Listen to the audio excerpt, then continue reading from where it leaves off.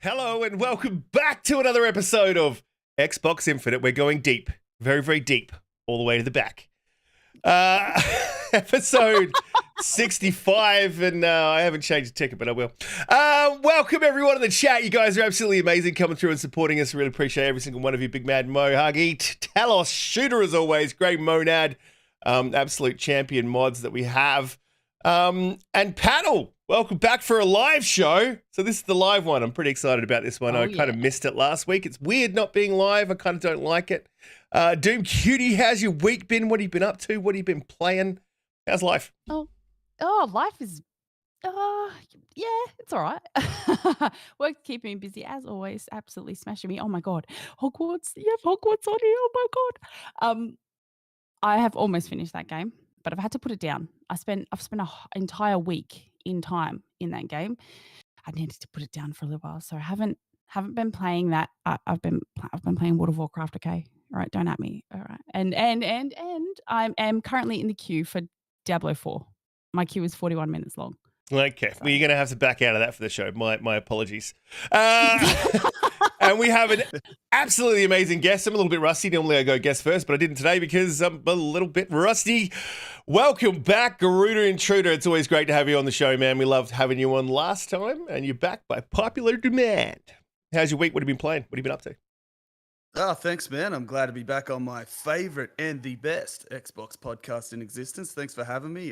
Yeah, man, life's been pretty wild lately. My daughter's been challenging, but yeah, man, there's so much to play. So I'm pretty much playing everything, man. Playing Atomic Heart. I know a lot of people sort of a little bit cold on it and a little bit indifferent about it, but I'm really enjoying that. I started Hogwarts. Man, there's just so much to play at the moment. It's awesome. It's a great time to be an Xbox gamer.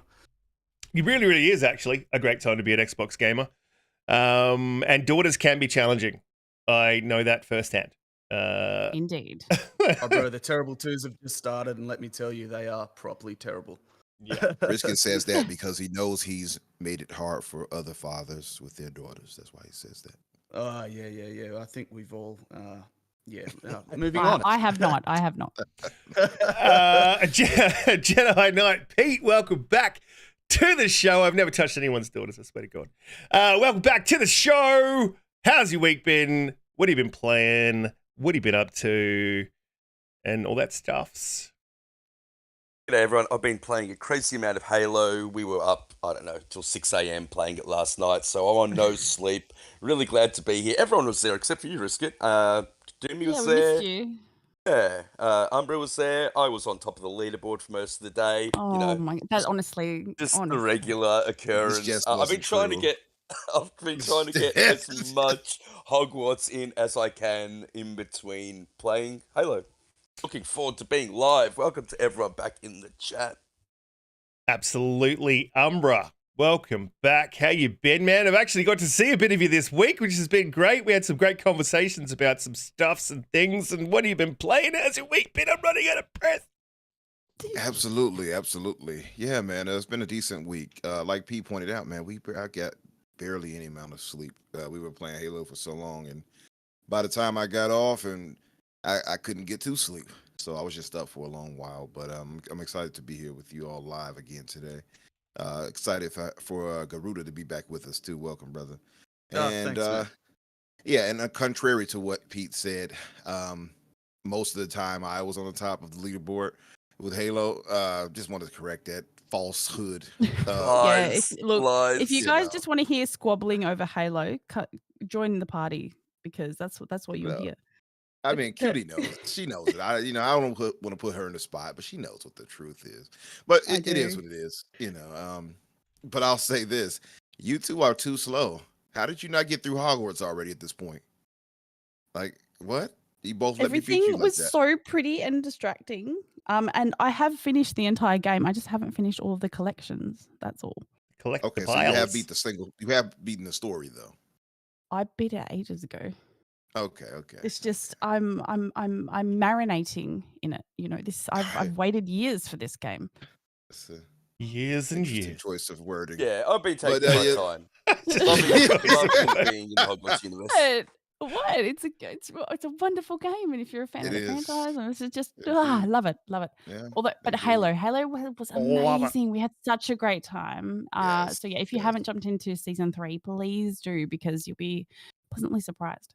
Yeah, I Love really it. need to check that out. And yeah, just hearing nothing but good stuff about season 3. Yeah, that's awesome. Mhm. Finally, some positive light on Halo Infinite, man. Absolutely. Oh, shit. Absolutely. Oh, Wi-Fi dropped out for a second there. My bad. If we had a bit of a drop there, I do apologize. We are back now. I'm still playing Hogwarts Umbra. I have not had a chance to like complete it. I just finished Dead Space. Awesome game, love that game. And I'm just sort of kicking off on Hogwarts, but then this whole Diablo thing came out, so I'm gonna sit and stare at a countdown for like the next couple of days. That should be exciting. And let's get into it, because I'm stalling because I'm flicking through things. Our first topic off the rung is going to be a bit of a heated one, I hope. And before Pete even speaks, I'm going to say, splish, splash, your opinion is trash. Oh my I'm not God. always right, but I am right on this one. What are you? I'm watching your gameplay, Riskit. It's painful. Yeah. What do you do to the box? What did I do to the box? What's in the box? What did I do to the box? That's a question I hear all the time. Leave that one alone, bro. So leave it alone, bro. So Tom Henderson, I believe, came out and said he's been speaking to a couple of insiders, and that a PS5 Pro is in development and could release in late 2024. Insider gaming sources have confirmed that PS5 Pros is in development and could release with a tentative release date 2024. Insider Gaming previously reported that the new PlayStation 5 with a detachable disk drive is scheduled to release later this year. It's understood that the new model will phase out the current PlayStation 5 to cut down on production and shipping costs in spite of the widespread reports. That is not the PS5 Pro model, and he goes on to talk about how he spoke to insiders and said that there's some very exciting hardware as well as the PS5 Pro coming. There's not many details of what the hardware will be. However, it does say that they're looking at accelerated ray tracing performance in video games. So I imagine a more solid GPU, definitely a more solid CPU. So this is a very interesting to hear, especially considering that Pete did not believe, he's a non-believer in a PS5 Pro or an Xbox Series X refresh either. I'm going to let Pete go. Pete, I'm going to come to you and get your thoughts on this, and then we can go back and forth about it throughout the panel. Look, I'm still of the belief that we are not getting a PS5 Pro. I've always been of that belief. I think that the only reason we got a mid-gen refresh last generation is because of the prevalence of 4K TVs. They came onto the market faster than Sony and Microsoft both thought.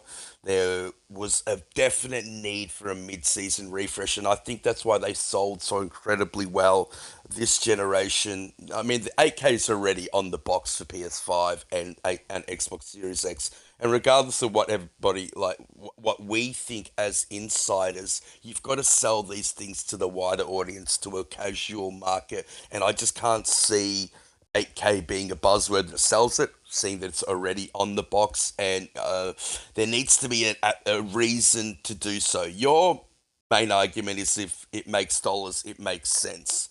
They're already making money on every PS5 sold, and I think they've been doing that since around August 2021, which has never really happened in any prior generation. Usually generations start and you make your money back on software. You lose money initially when you sell the hardware, and then you make money back on the software. This generation, PlayStation started making money very, very early, which is incredibly strange. Then you couple that with the chip shortage, which is still going. Yes, they've got their production up at the moment. I think they had an outstanding quarter for PlayStation 5. I think they sold something like 7 million. I think there's about 32 million out there in the world now. Excellent numbers. If you add more hardware to that narrative, then you could just end up in the same position with the chip shortage again. and you're going to have to, you might need to develop for 2 different SKUs. I know that PlayStation don't want to do that.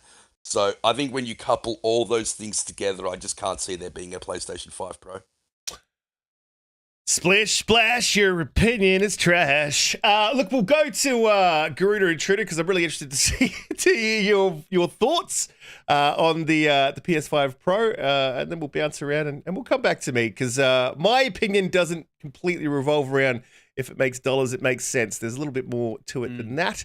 But Garuda, what are your thoughts? Well, respectfully, Pete, I'm gonna have to push back on just about everything you said, and here's why. I don't think it's about the profits that Sony are making or anything like that. I don't think it revolves around that personally. They'll continue to sell the base model PS5, and they'll probably continue to make money off that, like they were very early on in the generation, which was strange that they put the price up just after they announced that too. By the way, trash. But yeah, look, for me personally, I want mid-gen refreshes, and I'm looking forward to them from a gamer's perspective, and that's because I am very disappointed every time I load up a game and I have to choose between performance and quality modes, and I think that this mid-gen refresh will negate that. I think it will just be like the Xbox One X and PS4 Pro days when you didn't have to choose. I suppose a few of them had choices there, but I think it's going to remove those quality and performance modes that we have on the current systems, and we're going to get our cake and we're going to eat it too. And I think that some of the promises that were offered for these PS5 and Xbox Series X and S, they sort of haven't come to fruition.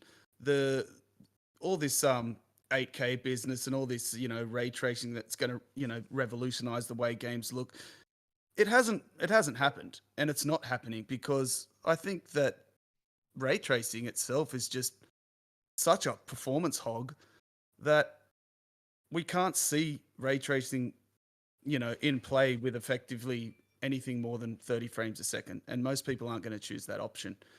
So if they're looking down the path of bringing ray tracing to the fore and making it more generally accepted, then they need more horsepower. It's as simple as that. The developers aren't using the quote unquote tools for whatever reason. So more baseline raw horsepower that we have, the better for us. And look, I just want the latest, the greatest, and the best.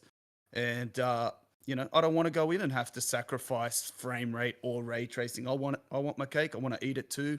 And that's where these mid-gen refreshes are going to be something I'm all about. Yeah. Yeah, absolutely. I can agree with just about all of that. Cutie, I just wanted to get your thoughts. What do you think? Do you think we're actually going to see a PS5 Pro? And if you do think that, do you think that we'll see a refresh of the series consoles? Okay, so in the past, obviously, PlayStation have been very well known for mid-gen refreshes, and I think that it is very likely. I do think that they will go down the path of saying that owning this console will revolutionize your graphical experience. If you have an 8K television that cost you $10,000, like obviously, like that is going to be amazing if you have that. But like Garuda said, most of these games aren't actually made for that at the moment. Just because they can doesn't mean they actually do. So it will be interesting to see if they do release one. I think they probably will, and I honestly don't know if I'd buy it. Just simply because I enjoy what I have currently, and if I'm going to make any more gaming purchases, gaming console hardware purchases, it's probably going to be to update parts of my computer rather than on a console. Oh, what a PC shield. Garuda, your argument makes no sense as well, bro, because I haven't even started making games for next generation. Well, they have, and they're all been 30 FPS. Look at Plague Tale Requiem, look at Gotham Knights, next gen only, 30 FPS, trash. Oof. No, they haven't all. Trash. You've picked out 2 games there. That's 2 examples. That's 2 examples right there. Let me go to Umbra before we really get into this. 2 examples of really poor optimization. Okay, cool. Umbra? Yeah, I get that. Just a second, sorry.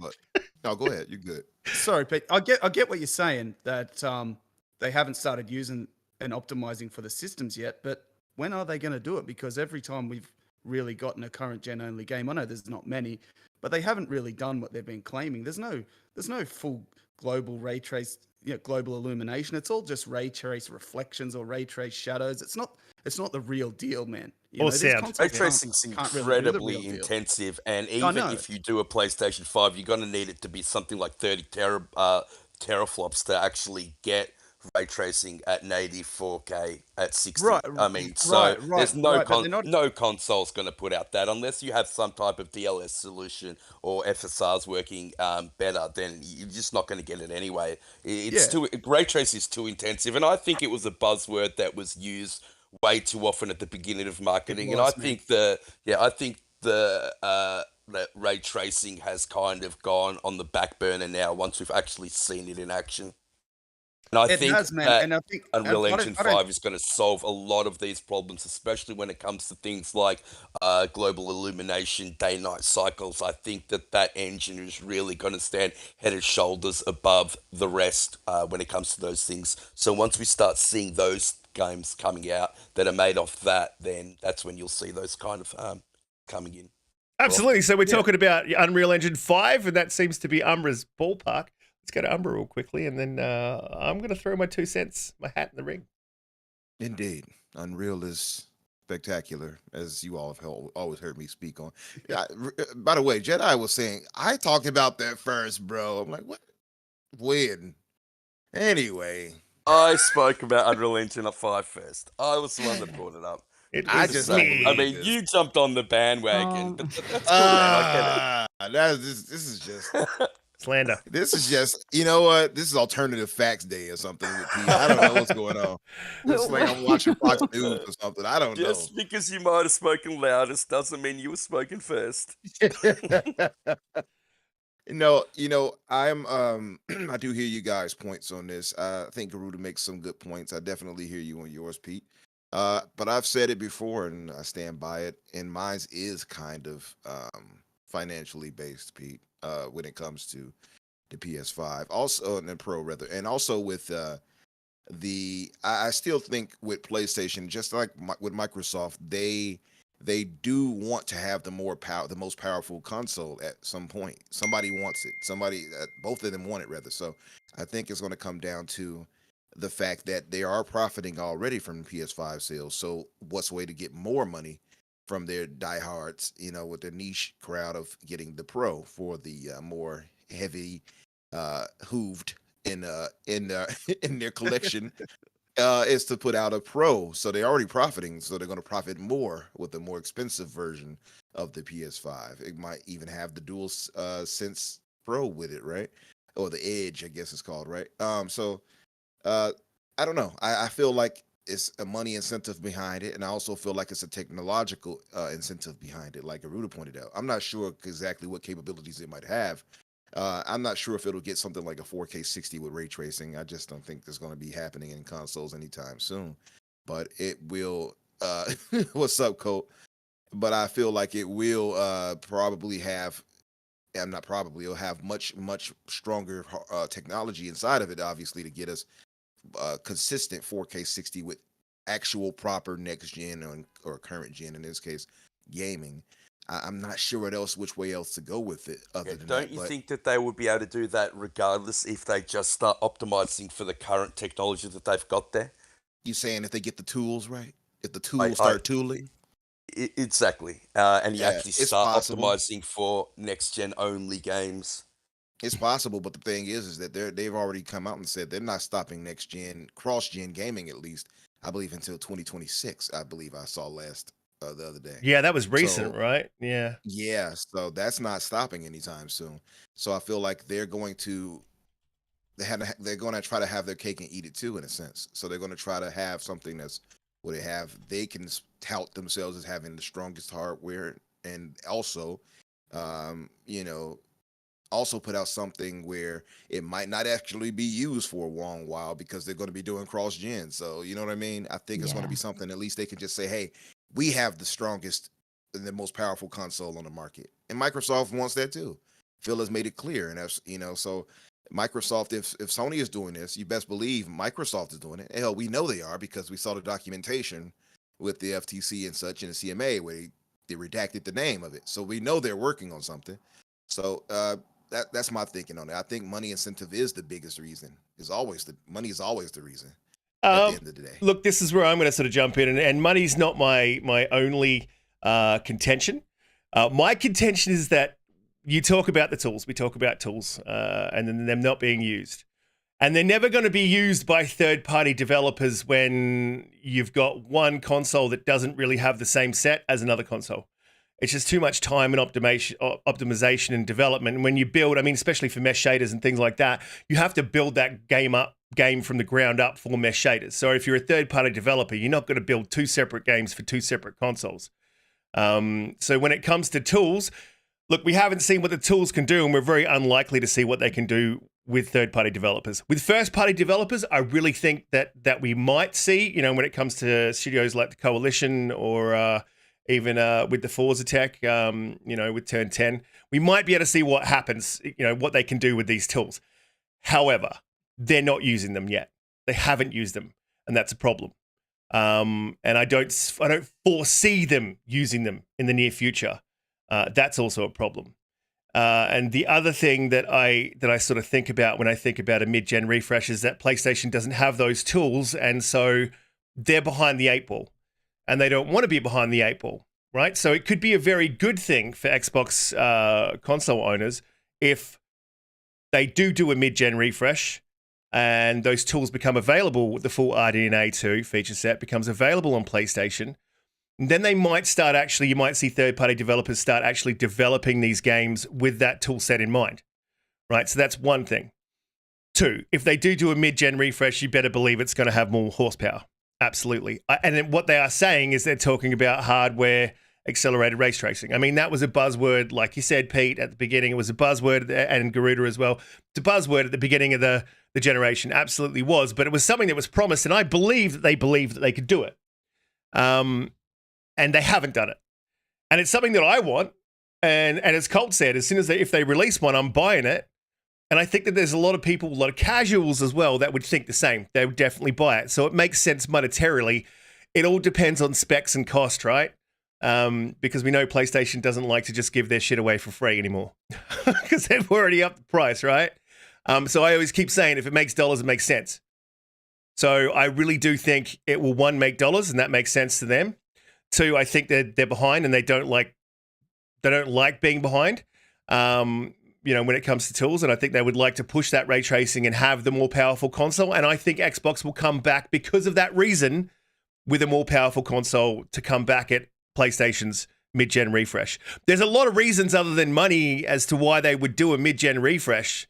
There's a lot of, tech has moved on like exponentially since the release of the consoles. Like, it's so quick. It happens so quickly these days. So for them to do mid-gen refreshes, it doesn't need to be, you seem to be stuck on this idea, Pete, about 4K and 8K.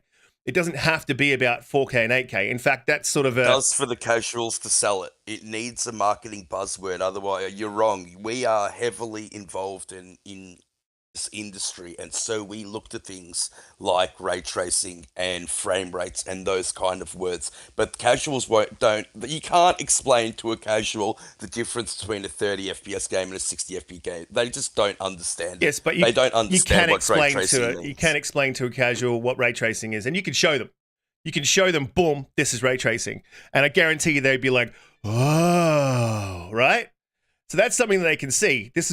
Ray tracing was mentioned within the article that they will be looking at ray tracing acceleration hardware. Do they turn into Keanu Reeves or something?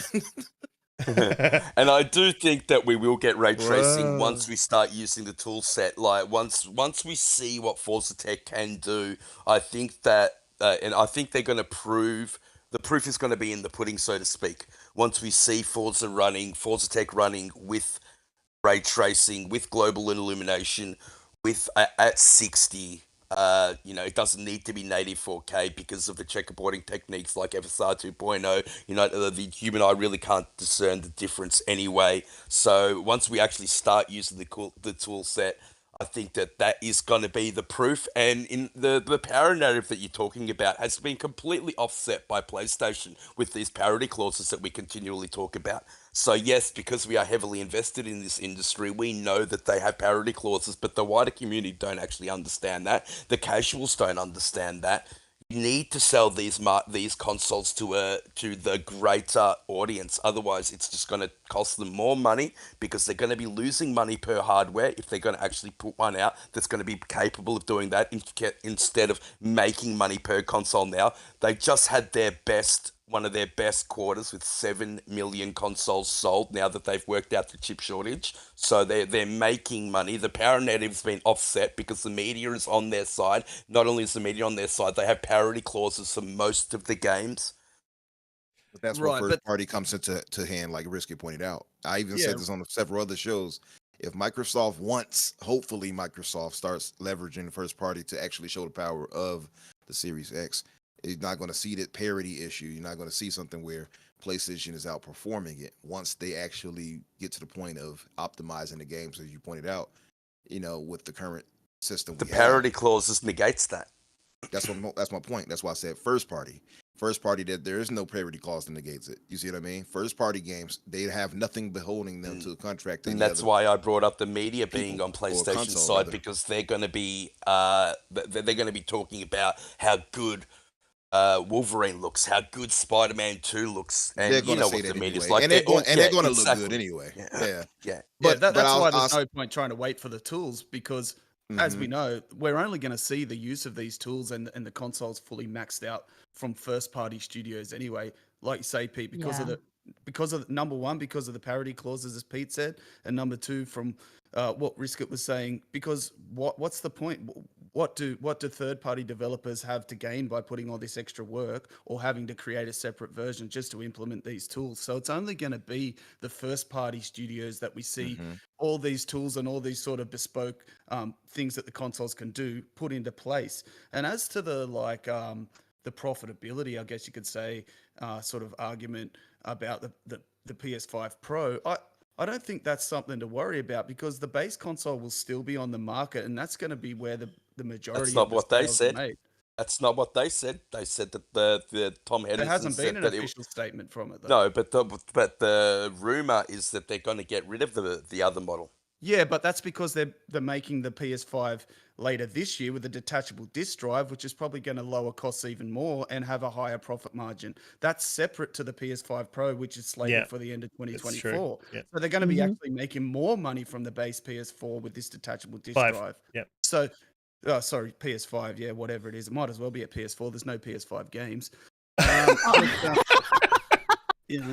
Just keeping it real. So I think that this mid-gen refresh, it's just going to be an extra option for the more hardcore, like us guys in this circle, and they're actually going to be making even more profit, which will offset the extra hardware costs or that they might have to lose on with that mid-gen console upgrade. So yeah, I don't think it's a problem with as far as profits and everything are concerned. I really don't. They're already making money off the PS5. They are. So they are. Yeah. And they're going to be making more when they strip more components out of it, and they're putting smaller fans. No, I actually think that's what the rumor is. I think it's just another SKU. Well, that's what tends to happen. We all know that they came in very, very hot. The PlayStation 5 this generation. They weren't really ready. They didn't wait for RDNA 2 full architecture to come out, and they've already had one full-blown refresh where they got rid of half the copper, and that they did a whole lot of other things. I think this is going to be the same thing. And I think Boba made a really good point. You're going to put out another SKU that's going to be more expensive in this economy.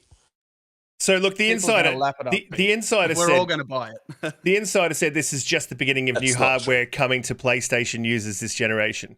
That was one of his insiders. And then when he was saying that, he was talking about the detachable disc, and they made a very clear. He made a very clear point, Tom Henderson, that this is separate to separate to what a PlayStation Pro is. The other insider actually also said to him that you wouldn't see a PlayStation 6 until 2028.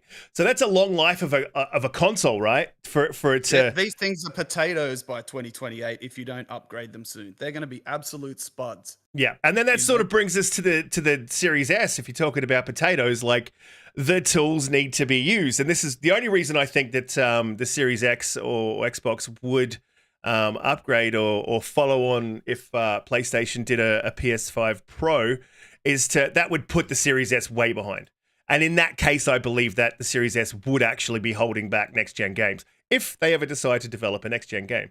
I think at that point, then Xbox needs to look at both their series. Do they bring both of them forward and do a Pro for both of them? Do they just do one premium, like upgradable premium console?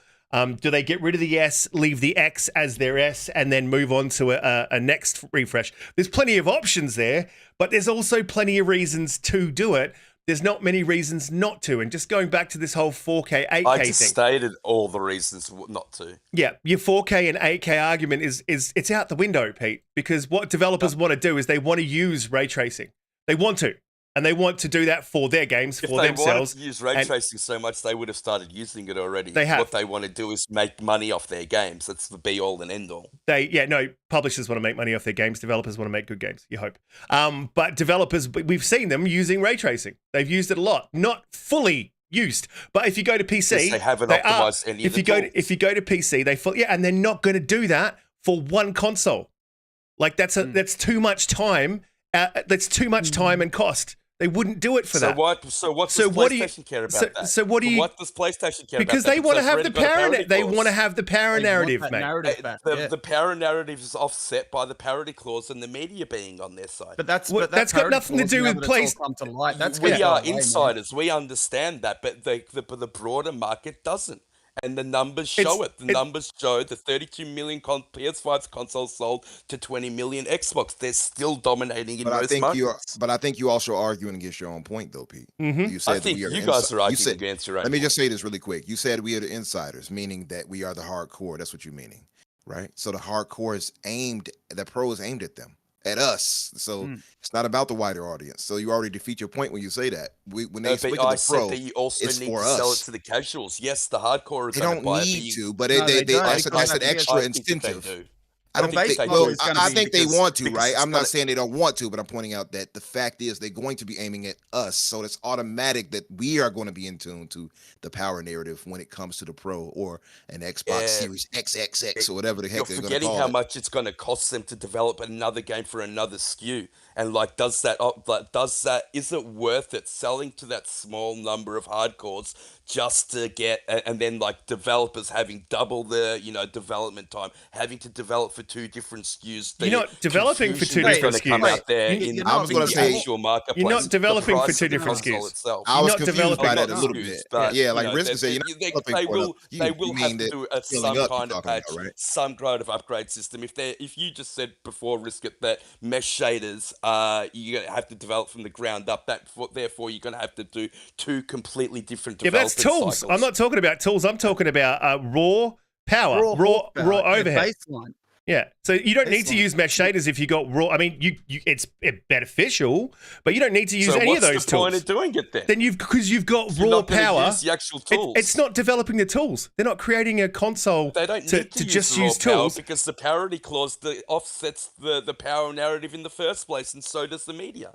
Okay. Yeah, but it's going to cost them more money and developers more time.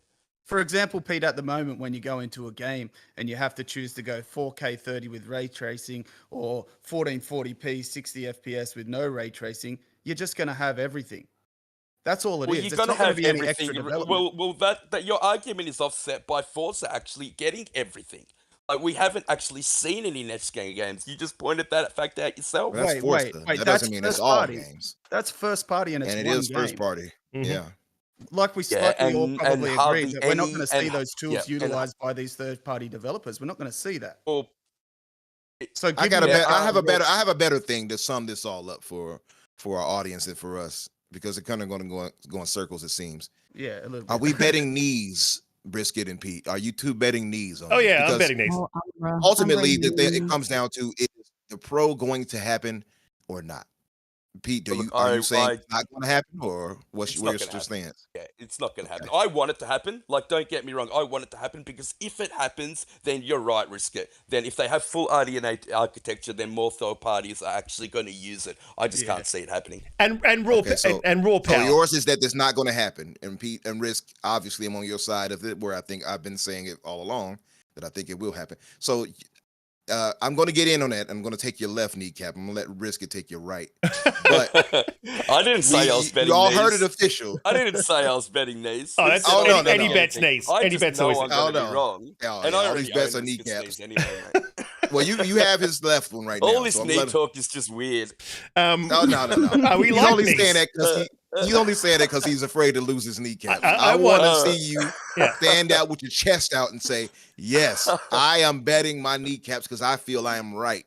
And if I feel I'm right, I'll take any bet you give me. I know I'm right. I don't need to make a bet. Let's make a bet since she's so right. I want to have that. I want my knees shaved. I don't want hairy knees. I want those knees to be nice and smooth and shiny and moisturized. So if you can start moisturizing them now with something that smells nice, I'll send you something over. Look, it is an interesting discussion, and we do go back and forth on this all the time. There's absolutely definitely a bet on this. We have to have one, even if we do it in the background. I don't care. But look, I will just add this. I'm not just saying it's tools. It'll obviously have those tools. Whether the third parties even decide to use the tools when both consoles have them, who knows? It's all about time cost and all that sort of stuff when it comes to developing a game. But they will definitely, if you're going to do a mid-gen refresh, it's going to have more power, more raw overhead. And I agree with you, Garuda. I would love to see a game that runs at 4K 60. Doesn't have to be true 4K, can be upscale 4K, 4K 60 with ray tracing. That would be fantastic. If they did that, that's enough for me. But then imagine, Garuda, I think you're a little bit off on one of those, on what you're saying there, is because then you would have the option to go, okay, well, I'm going to not have ray tracing and do 120 FPS. You know, for your hardcores are going to get 120 FPS consoles.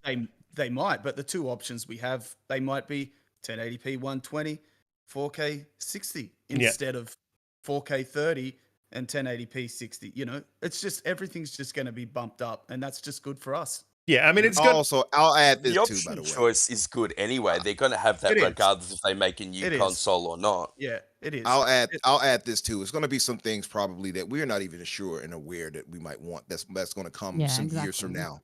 That they say, hey, you're going to get this in this console. So I say that to say, when MacBound says, will any of us spend 700 plus on to see more ray tracing? Yes, we will. Yep. Yes, we've shown time and time again we will. Fucking A. For us as hardcore, I bought the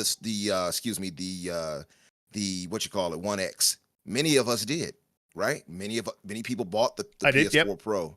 Yep. So let's be clear. If for the hardcore and for the enthusiast, you've seen it time. Look at our buddy MJ who bought the PSVR 2, for instance, right? And spent all that money on it because it's this enthusiast thing. We absolutely will buy stronger hardware. We've done it forever in gaming. That's not even a real question when you really think about it. I think when you think of that, you think of the wider audience, as Pete pointed out. Yeah, they might not care. We care. It's going to happen. I just can't wait for the day that I agree. Are not offering 100%. me a 30 FPS option for anything. Do not insult me like that. We are past 30 FPS. Piss off. Don't come near me with that shit, you know? Well, that's just a stupid argument because honestly, the more options, the better. Yeah, no, but you wouldn't want an option for 30. Give me, who wants to play in 30? I'm not doing that. People want to play in 30, let them play in 30. If they want that native 4K experience, and let them do it. As long as the option is there for me to have 60, then that's what I'm going to choose every time. Yeah, but I want an when option I'm playing a competitive game. That's the hardcore mentality. Once they start using and optimizing the tools, we will be getting that. Look at Forza coming out. We won't, man. We won't. Not with the ray tracing and all the bullshit they promised, man. We will not. You don't know that. Why? Can you see into the future? Can you? You can't ask that question. We're speculating about the future. You can't need to because Forza's coming out. They already told us. I'm looking at the present, Pete. We've had a few current gen games released so far, and they don't even have the option of 60, let alone 120 in ray tracing. I'm just looking at what we've currently been and they are completely optimization things. The engine that Plague Tale Requiem used was not capable of it. Like, Well, they actually told us. We don't actually need to say that because they told us it's not capable of it. They said that they wanted to have the rats on screen instead of actually getting to that 60 point. That was a decision choice. That was a art style choice that the studio made. Well, I see, but when you have such power like the PS5 Pro could offer, you don't have to choose. You can do both. They've got a magical SSD. That's probably what the upgrade will be. We'll probably get a bigger SSD with faster streaming into your eyeballs, and then it'll follow your eyeballs around the room. And the bigger D that the PlayStation's got, the better, because it's the lead platform, and the more power that PlayStation has, just better for all the other platforms. Yeah, look, the other thing that's sort of on top of this, and then I really want to move on because it is getting heated, even though I love that. I love it. Yeah, me too. But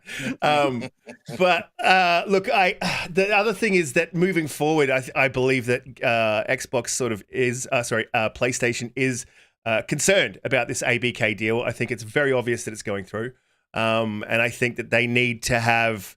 They're about to sort of enter something that they haven't had for such a long time, which is a level playing field, or at least a more level playing field. So they're about to enter a generation where they are on an even keel and they need to offer something. And at the moment, they just don't have any games. So, what are they going to do? They may as well offer a more powerful console. I'm just fucking around. Anyway. And then adding that powerful console, just to kind of throw this last part out there, like Boba just said, development time has been blown out for years, right? Mm-hmm. I think it was Jason Schreier that pointed out that AAA game making is going to take 5-6 years automatically off top, right? So and that's part of why Microsoft is just acquiring publishers and studios.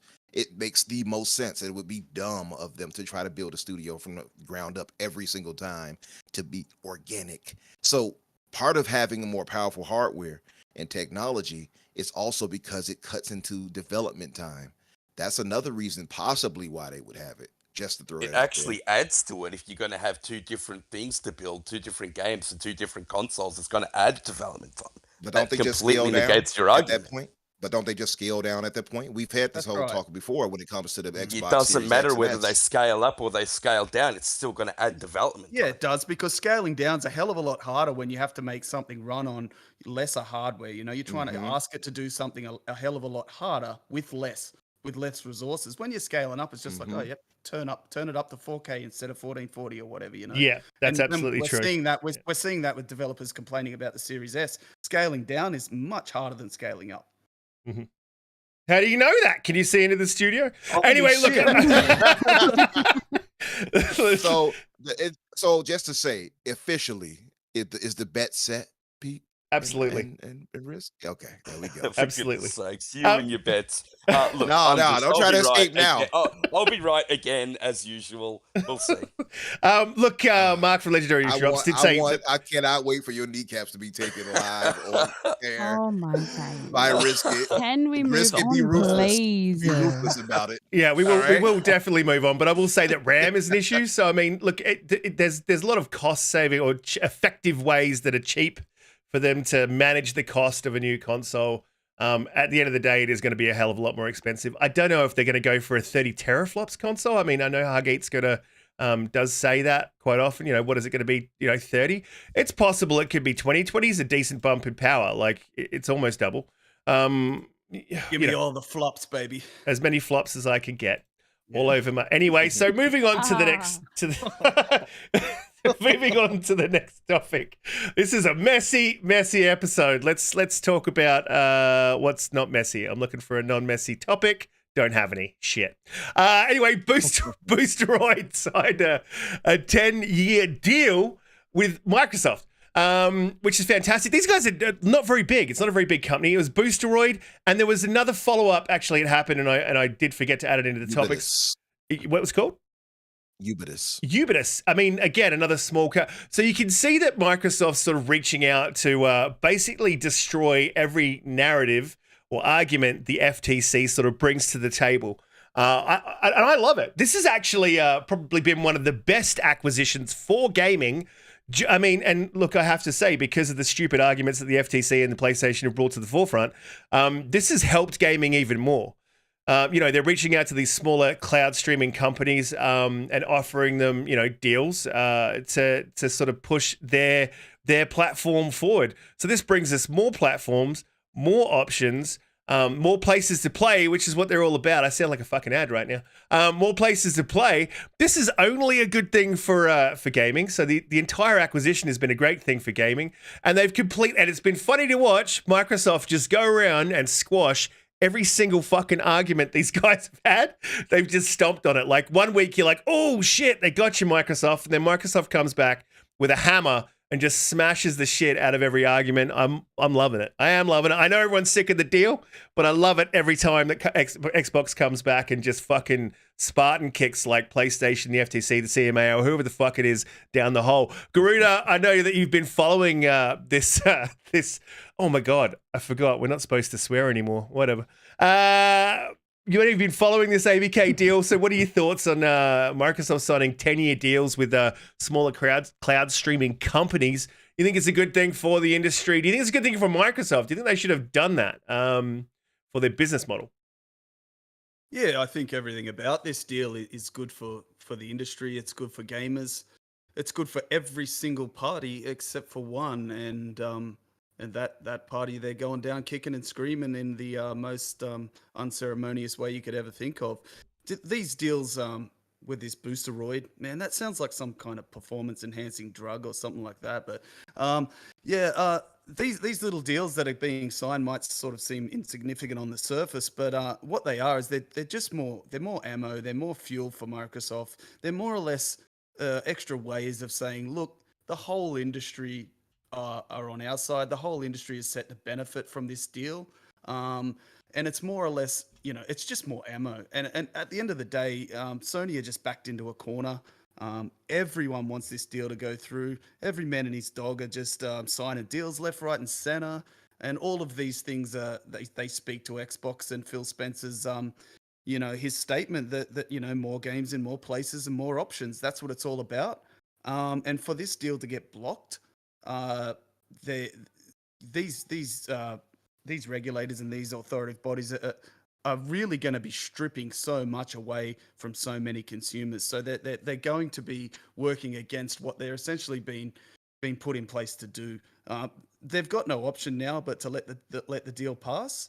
Like I say, because everyone's set to benefit from this, and it's just, I love this. Every little tick on the board, and it's just more and more pressure. The screws are being tightened on Sony, and I'm more interested to see the fallout after this deal passes, to see the long-lasting damage that Sony have done to their brand and their business relationships, because I really think that people are going to be thinking twice about either working with them or sort of taking their word for anything from now on. They've really hurt themselves. Their image has taken a hit. Both in the eyes of gamers and corporately. And I love seeing them squirm like this, because this anti-consumer bullshit that they've been carrying on with has just been going on for too long. And they're going to cry all the way to the grave on this one, because it's going through. Yeah, absolutely. I believe it's going through. I thought it was going through last year. Unfortunately, it didn't. And there has been a lot more, but I'll just go to Pete real quick and get Pete's thoughts on, Microsoft sort of pushing cloud gaming forward and throughout the industry to the smaller companies, giving them a bit of a piece of the pie. 10 years is a lifetime in tech as well. So, I mean, it's pretty crazy that they even sort of, they would consider even signing a deal that long. And it's been not the first deal that they've done it with. Pete, what are your thoughts on them sort of pushing into the cloud, pushing cloud gaming and throwing some crumbs out to the smaller guys? Yeah, when Phil Spencer first said that we want to reach, 3 billion gamers, I believed him, but I didn't really believe him. I thought that the way he wanted to do that was by getting Game Pass on everything, and having Game Pass having an advantage over everything. And I honestly, and I think I've said it on the podcast, didn't expect the deal to go through with the NVIDIA, I forget what it's called now, or whatever their GeForce online services. Yeah, and now with Boosteroid, they're not big, but they have, 5 million customers? That's not small. So, yeah, I just think that Microsoft are really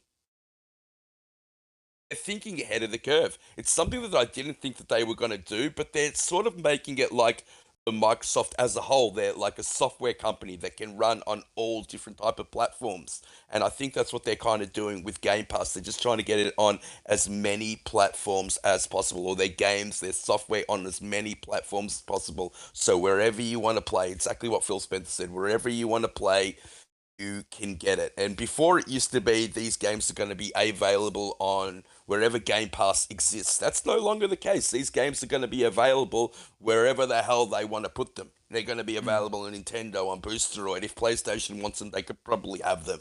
I mean, this has become different to how I thought it was going to go. And I don't know if this was the natural progression and where Microsoft wanted to go, or this is the argument that they needed to put out there in order to stand in front of the FTC and the CMA and the EU to get this deal to go through.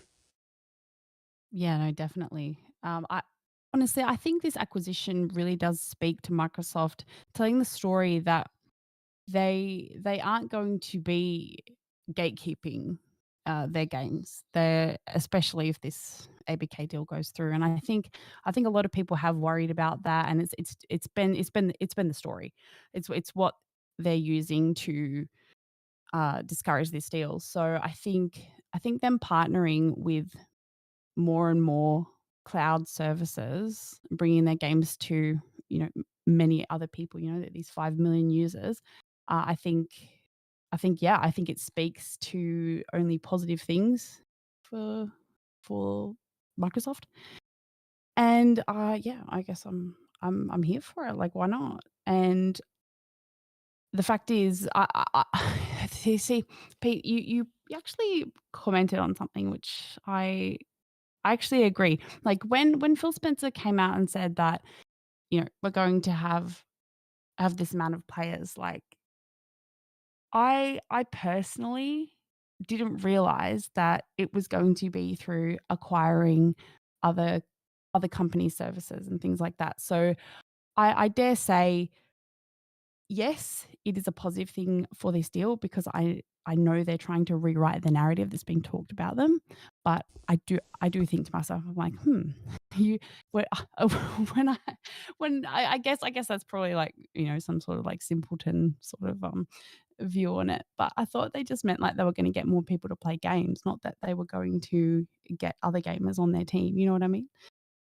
Yeah, I think none of us really knew, so it was surprising all around. But I will say that the issue of the acquisition going through because of these regulators is what forced their hand to make them move to Yeah. bringing in all these other people. So So you don't I think it was think part of the plan? I don't. I think it was happenstance. I think part of it was obviously trying. I think originally Pete was right that they were going to try to get through Game Pass. I think that was the general thought for most of us Yeah, is that exactly. Get Game Pass everywhere. I think that was the general thought. But I think their plans evolved and got much stronger and wiser in trying to appeal to Steam, to appeal to GeForce, with and to also to appeal rather to these other companies that we had never heard of until the other day. So it's just gotten smarter, and I think Microsoft in general has been playing chess lately when it comes to this. Uh, Also, I'll say, um, things have gone now such a way. I think Microsoft understood that cloud gaming would be the argument that the regulators would try to run to, because it just recently came out, of course, where the remedy proposal by Microsoft to the EC rather is only about cloud gaming services. So there's no console related issues anymore. It's all about cloud gaming. So Microsoft probably, their lawyers probably saw, hey, we need to reach out to these other streaming services and things of that nature and get this out there and get that out of the way. That erases any of their arguments right there. They were already shoddy already. We all believed. Now it's dead in the water. So things have been pushed up to May 22nd for this, for their decisions, if you will, for the EU, and I believe the CMA will follow right after, if I'm not mistaken. So my thing is I think a lot of their plans evolved with the need of that acquisition being passed, and it only benefits Microsoft in the end anyway. It's a win-win for them, to get the services their games put on all these other platforms, and you know, they're able to satisfy anything going forward too. So any other future acquisitions they go for can probably be alleviated with the same type of mindset, I would imagine, that they've put forth here. That, hey, we're going to put this everywhere. You did make know what I mean? a really good point though about Game Pass, both you and Cutie. There's sort of no reason that Game Pass can't become a supplemental on other platforms as well. Mm-hmm. And this is sort of Microsoft's MO. Apple would disagree. In the yeah, Apple would definitely disagree. That'd be going to the courts. But as a supplemental in other systems, platforms, etc. So and this is Microsoft's MO, building relationships with other partners throughout the industry, which they've been really good at, especially this generation. And there's sort of no reason, I can't see any reason why it couldn't be a supplemental thing on Boosteroid, or what's that? I don't know what the other one's called. I'm not up on the new cloud streaming. I know what you're talking about. Yeah, I forget what it's called. Yeah. But it's Ubitus and what was the other one? Boosteroid. Boosteroids. Yeah, everyone needs a few Boosteroids. I've been going to the gym and I could use anyway. Oh my God. It does sound like a who said that the other day that it sounds like a supplement? Because it does. Supplemental. Yeah, I said that earlier. It was like weird. Yeah. But I can't see any reason why they couldn't do that going forward into the future. And so you could be absolutely sort of bang on with your initial thoughts that you, Cutie, when you said you thought it just meant Game Pass, just bringing Game Pass to everyone, and Umbra as well. That could still be their plan. I don't think, obviously, it would be looking very good to the acquisition for them to start doing that, now, because Sony always uses that, has been using that as a bit of a pain point. That Microsoft have the largest cloud streaming, and they also have the largest subscription service in the industry. So that I think wouldn't come until later, but I think it might. Microsoft's very, very clever with their relationships, and I think it could be something that we might see in the future. And with this whole CMA deal, there is something else that sort of came to the forefront. After we went through we sit and do topics every week, and I did just want to sort of bring that up. The thoughts and feelings of a lot of the other developers throughout the industry, and I believe a former platform holder as well, as 4J was. But before I do jump into that, please hit that like button, hit the subscribe button, share us out. We go live at 8 p.m. EST every Friday if you're in the US. If you're an Aussie, we go live at usually around about 11 o'clock Eastern Standard Time. Not normal time, mate. It's just, WA is the center of Australia. We hold up Australia. Hold up, dude. You're further away than New Zealand. Come on. Yeah. You're another country. And we're grateful for that. Sorry to any of the Kiwis in the chat. And look, and I will say, Talos Re, yes, the footy is back and my team is playing today. So I'll move on to the next topic so I can watch that horrific match that I'll probably be really depressed after. That's not footy, by the way. Yeah. So I'm just going to remove Garuda. Give me a second here.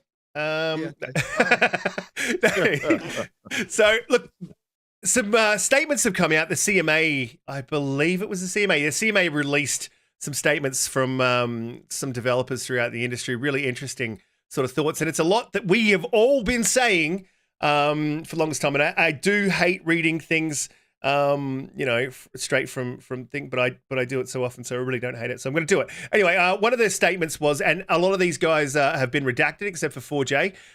So we don't know who's saying this, but we do know that they're massive developers within the industry. On PlayStation, we found our sales growing stagnant with each release. This is mainly due to the fact that despite PlayStation having the lion's share of player numbers and console sales, that share is mainly provided to larger titles from huge publishing labels and or developers and publishers who are willing to spend lots of money on paid marketing within the PlayStation console. This means that on PlayStation, it simply isn't a level playing field for every publisher and developer. It has meant that as the years have gone by, if you put a smaller title on PlayStation devices, your title will rarely appear organically to PlayStation players. Instead, you are 100% reliant on players knowing about your game already and searching for it on the store. This is something that came to the forefront like last year. They went on to sort of give a comparison as what you would get on Xbox. The opposite has come true over the last several years. There are numerous means of players finding your game on Xbox, including in special sections on the store and through the Xbox Game Pass service. As a result, we have found that despite Xbox having much smaller player numbers and console sales than PlayStation, our games just sell as well on Xbox, if not better, since more players are finding our games there. We usually find that the revenue we now make from new games is more on Xbox than PlayStation due to this fact. Again, despite Xbox being a small platform in many ways. We have been saying this for a few. This came up not long ago where developers were upset about what they have to pay to appear on the store. I believe the figure was 25,000. Do not quote me on that. But I believe it was something ridiculous like that. And Xbox is just one of those is the platform that brings these smaller games to the forefront. Look at Vampire Survivors. Look at Shing, which we all played. We all played Shing and loved it. Look at any of the smaller games that you see on Game Pass that you would just not have played. Nine Monkeys of Shaolin. I mean, these are games that we bought. We bought these games, but they were advertised to us. We found them because they were advertised. Oh no, Check the Yomi were on Game Pass. Yeah. Both great games. Yep. And both of those titles that we bought, which is Nine Monkeys of Shaolin and Shing, they were on special because of Game Pass. So Game Pass has done such wonderful things for developers in the industry, and I just don't understand this narrative that we see so often that Game Pass is bad for developers. It's not been bad for developers. We've heard it many times and from many different angles. Pete, I'm definitely going to go to you because I know that you have a love for Game Pass that goes beyond your love for me, even though I'm upset.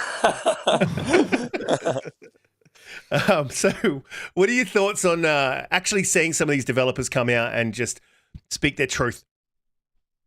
I love it, mate. Yeah, look, I love Game Pass. Everyone knows I love Game Pass. It's not the amount of money I've saved, although that does add to it. I'm not going to lie. You know, everyone loves, I think, saving money. But it's just the amount of games that I've got to experience and the different genres that I would never have bought. I would never have bought Tunic. I would never have bought Trek to Yomi. I would never have bought Oh No. I've got to play all these games. I mean, I was really considering buying Immortals Phoenix Rising, and I didn't, and I got to play it free on Game Pass. Look at massive games like Guardians of the Galaxy, Outriders. I probably wouldn't have played them as well. It's just such great value, but just the amount of games I've got to play, dip my toes in, and have a really, really good time. It's just been incredible. Oh, I think what about Robo? What's the name of the damn game that we've been playing? Ridiculous. RoboQuest. Exactly. Still in preview, but just an amazingly fun game to play. Very reminiscent, I think, of how Borderlands plays, but it's a roguelite. It's a little bit different. I love the art style. I love that I can jump in with you, just play, a quick 30-minute game, and it's just a lot of fun to play. Yeah, Game Pass is amazing. I think it's changed the entire industry. I don't think enough people know about it, although Microsoft market the hell out of it and don't market anything else really these days. I think more people, once they get hands-on, will, it should blow up. It is such a good... I can't believe Microsoft are doing this. How can they afford to do this? I just don't understand how all their first-party games are going onto Game Pass. These amazing third-party deals. The proof is in the pudding when, third-party developers are putting second and third games in there and are praising it. The amount of eyeballs that they're getting on their games. It's just incredibly successful any way you look at it. Yeah, I mean, it brings up a really good question because it has changed, I think, for everyone on the panel. It's changed how we play. Garuda, I just wanted to go to you and get your thoughts on developers coming out in response to this ABK deal and saying that it looks like it will be good for them. What Xbox has been doing has been good for them in the past, or that it at least won't affect them. And how has Game Pass sort of changed the way that you play? I think it's just unanimous across the board, isn't it, with those statements from the developers regarding Game Pass and what Xbox is doing with the ABK deal and so on. I watched a video Gaz done last night and with the quotes and everything like that from these devs, and it's just across the board unanimous. I think you touched on it, Riskit. Last year, indie devs come out into the public and had a lot to say about how it costs an absolute fortune just to get their game anywhere near being visible for the average gamer on the PlayStation Store compared to Xbox, and it's Xbox and Xbox Game Pass in particular is just an indie developer's dream platform. Like a few of you guys mentioned, some of these games that would have been just in absolute obscurity if not for Game Pass. Like Vampire Survivors is absolutely incredible. I never would have even touched a game like that, but because of Game Pass, I went through and bought the DLC, put 4 days playtime in it, 100% of it. I mean, look at Phil Spencer. I think he's got like 11 days playtime in it. Games like that have blown up because of Game Pass, It's unbelievable, and especially for these smaller indie developers, it's just amazing. As for Game Pass itself, how it's changed the way I play games, I'm just going to tell you straight out. Game Pass itself got me back into gaming hardcore. It's single-handedly done that for me. If you had have told me sort of 5 years ago when Game Pass first started coming up and the idea of it and when it was first launched that it would be where it is today, I just would not have believed you. And to think that it's only going to get better from here, it's incredible. Like you can wax lyrical about Game Pass all day and still not do it justice. It's amazing. Like even last year, which was a well-documented down year for Xbox Game Pass, it still had some unbelievable things to play. I'm going to be honest with you, and I'm probably not the gamer that the Xbox really wants. I don't even know if the disk drive works on my Series X because I've never put anything in it. I don't buy digital games, so that tells you I only play Game Pass, right? I only play Game Pass, and I still have a massive backlog. It's incredible. I mean, especially it was more about it's pushed with the first party deals, games coming into Game Pass day one. That's the big push with it. But look at 2023. Look at this year already in the first quarter. What we've seen from the let me ask you a further question to that. Are you on welfare? No, I'm not. No, I'm not. I'm going to be straight up. I'm a coal miner, and I've got a healthy salary, but I am a stingy, tight, frugal gamer all the way, and I'm proud of it. Game Pass, bring it on. I love you so much. And this year's just going to get. This is the breakout year for Xbox Game Pass. It certainly is. By the end of the year, we're going to be singing its praises more than ever. It's absolutely incredible. Mm-hmm. Love it. Cutie, do you think, another question that sort of pops to mind as well, do you think that when we sort of move into this generation, into the back half where Xbox, as Garuda said, does break out, do you think some of these bigger games are going to start to overshadow the indies and that Xbox won't be bringing these indies to the forefront? Do you think it's something that they've had to do because they haven't had any games in the first half, we're in 2022 and it's been pretty good. First half, I'm not even going to say. Do you think that things will change and that the bigger developers will be pushed to the forefront and the indie developers won't get their time in the sun? No, I don't think that's true. Indie games they have their own cult following. Really, like there are people who are extremely passionate about these small studios, telling their stories, bringing these worlds to the forefront. And I think there's always going to be a place for that, no matter how many AAA games or first party games studios bring out. So yeah, I don't think that that's going to be a thing. I think Game Pass truly is a gift to all of us, and it has put a spotlight on so many games that I would have never played before. We all say that, and I don't think that that's going to go away anytime soon. Yeah. At all. Yeah, and we hope that it definitely doesn't. Umbra, what are your thoughts on these developers sort of coming out and again in support of the deal, in support of Game Pass, in support of just generally Microsoft's business practices? One other thing that was said before I do go to you was from one of the developers who said the trust, and it was a marked point, is number one, trustworthiness of Microsoft. In my experience dealing with them over the last 25 years, Microsoft has always honored their contracts and obligations. When they say they intend to make Call of Duty content available on Sony and Nintendo platforms, I believe them. And I believe it is in their interest as well as the interest of the industry. Just going with, how Microsoft has honored every single deal. I mean, if we do believe that this parity clause, and I think at this point a lot of people do, this parity clause exists, they could have broken contract with Deathloop and given it FSR 2.0 before PlayStation had access to it, and they didn't. And I just think it's a little bit silly that the untrustworthiness that we've seen from the FTC, from the CMA, and I think they're looking at Xbox and Microsoft as a 1990s company and not what they've been doing in recent times. So what were your thoughts on all the 6 companies sort of coming out in support of ABK? Yeah, I mean, I think it just spoke to the trustworthiness that Microsoft has built over the past decade or so. And you're right, because people typically look at Microsoft as, oh, big corporation bad, and I'm sure they have their bad, but they always had this nasty stigma about themselves before that Microsoft has worked really diligently to change that culture around and that thought process. And I think they've succeeded. I mean, typically you'll see them listed as the best place to work and all these other things. But so all of these things you hear, these people stepping forward, even outside of these guys who were, sequestered or whatever the case may be, where they were used here by these regulators. You see different devs all the time speaking out on Twitter, praising Game Pass and praising Microsoft as far as how they've dealt with them on the indie scene and on an indie level.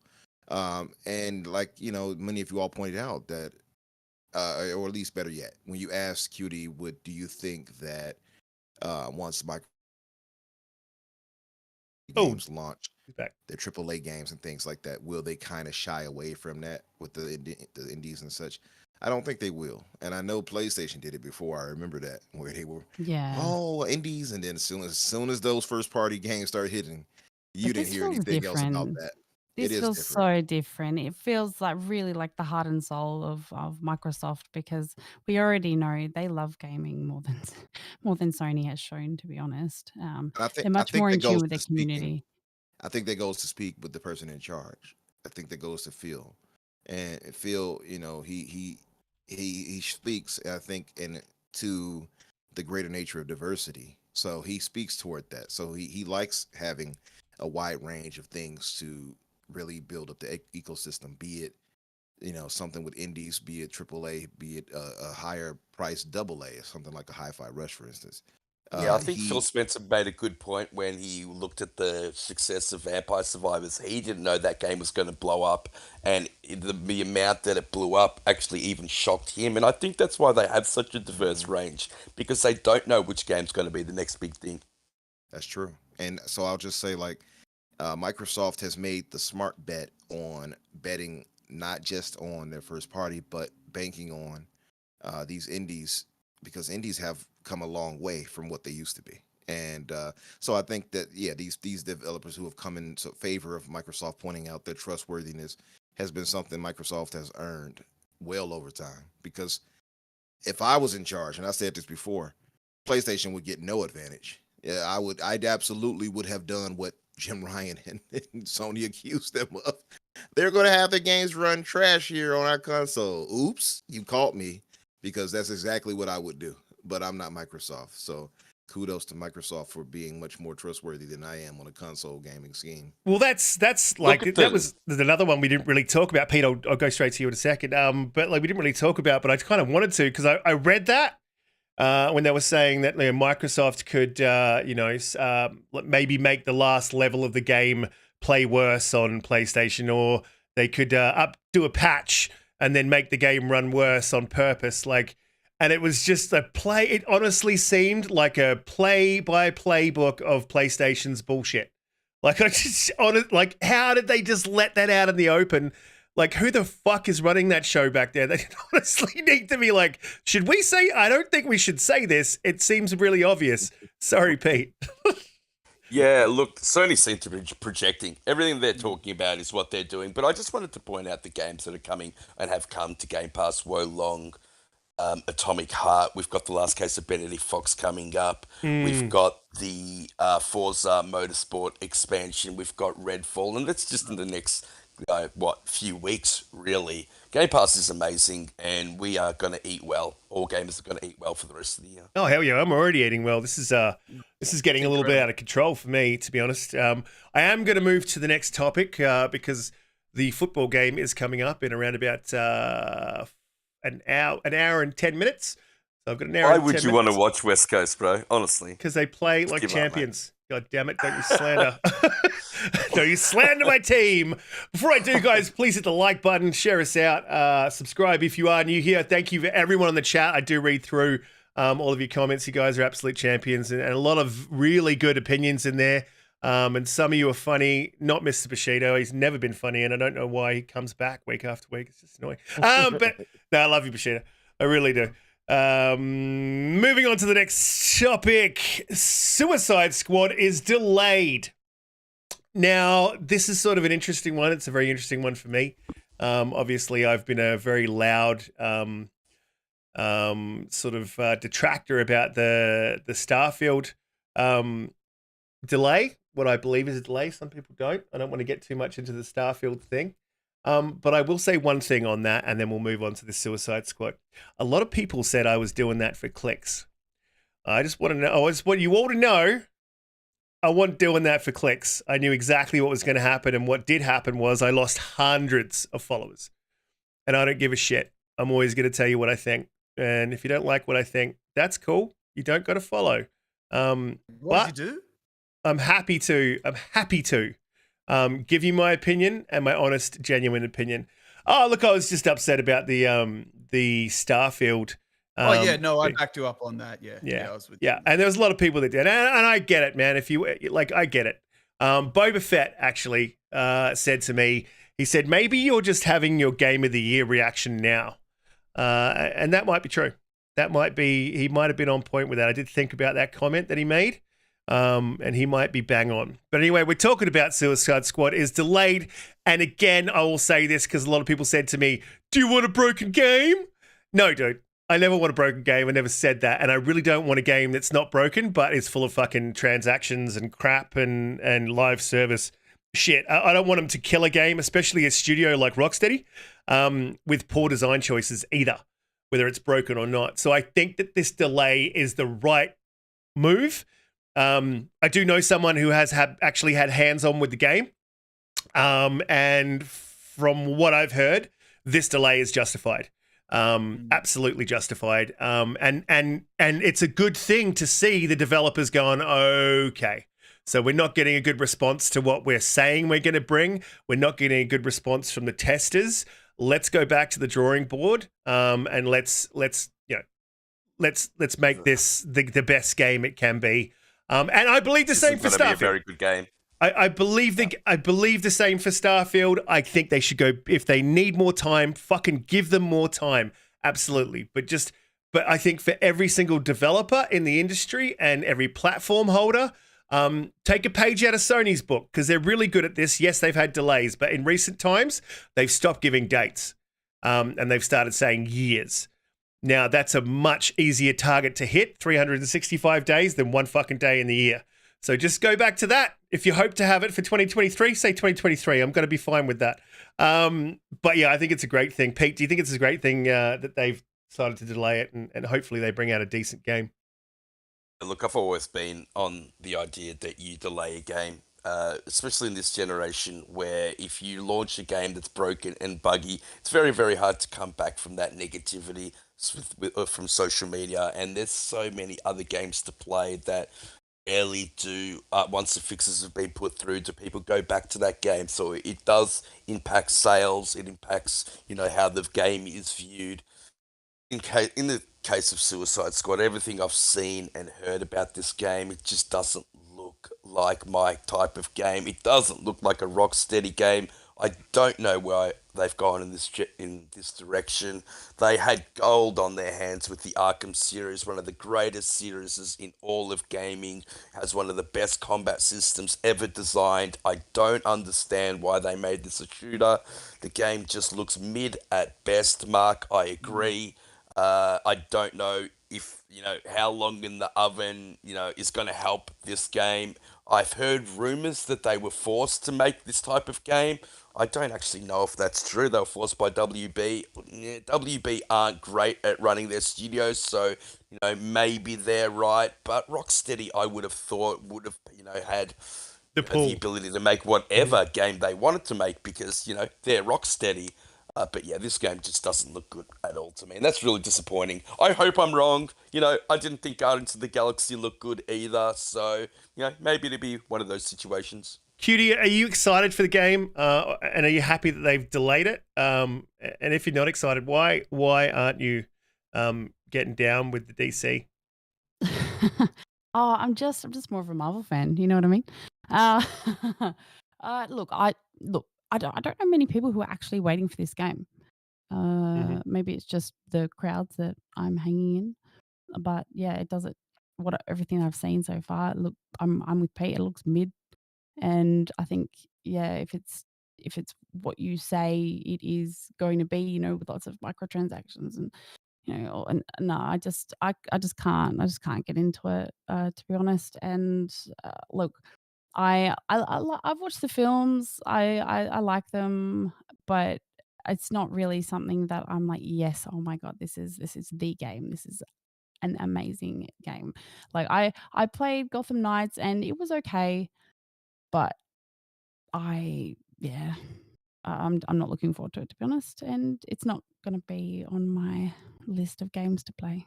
No, there's so much coming around that time as well. So it was sort of landing in in a spot where it was always destined to sort of fail. I mean, especially from all the reports. And I think what you said before, like I feel like they've been made to make this game potentially just because of where when it's coming out and the release time. I don't know. It gives me the ick.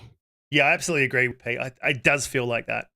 It really does sort of feel like something that's been forced. And it's something that we've already sort of seen happen with Square Enix. And someone in the chat, I can't remember who it was, said it looks like a Square game. And that may be the reason why you're sort of leaning that way.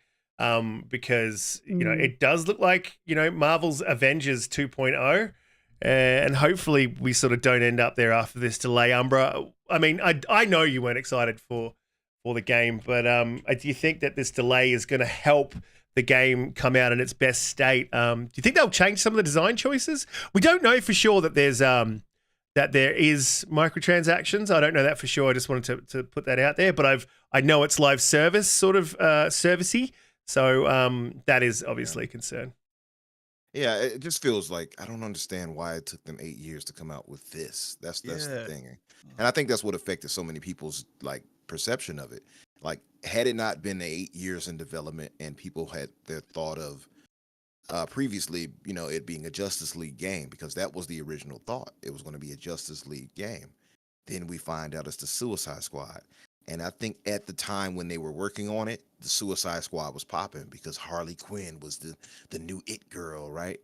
You know, the whole Guardians of the Galaxy thing that they were trying to mimic with the Suicide Squad was popping up. But now these years have passed. It's the same thing I relate to Skull and Bones, Risk, where back then, when they were making it, Assassin's Creed Black Flag was popping. It made sense then.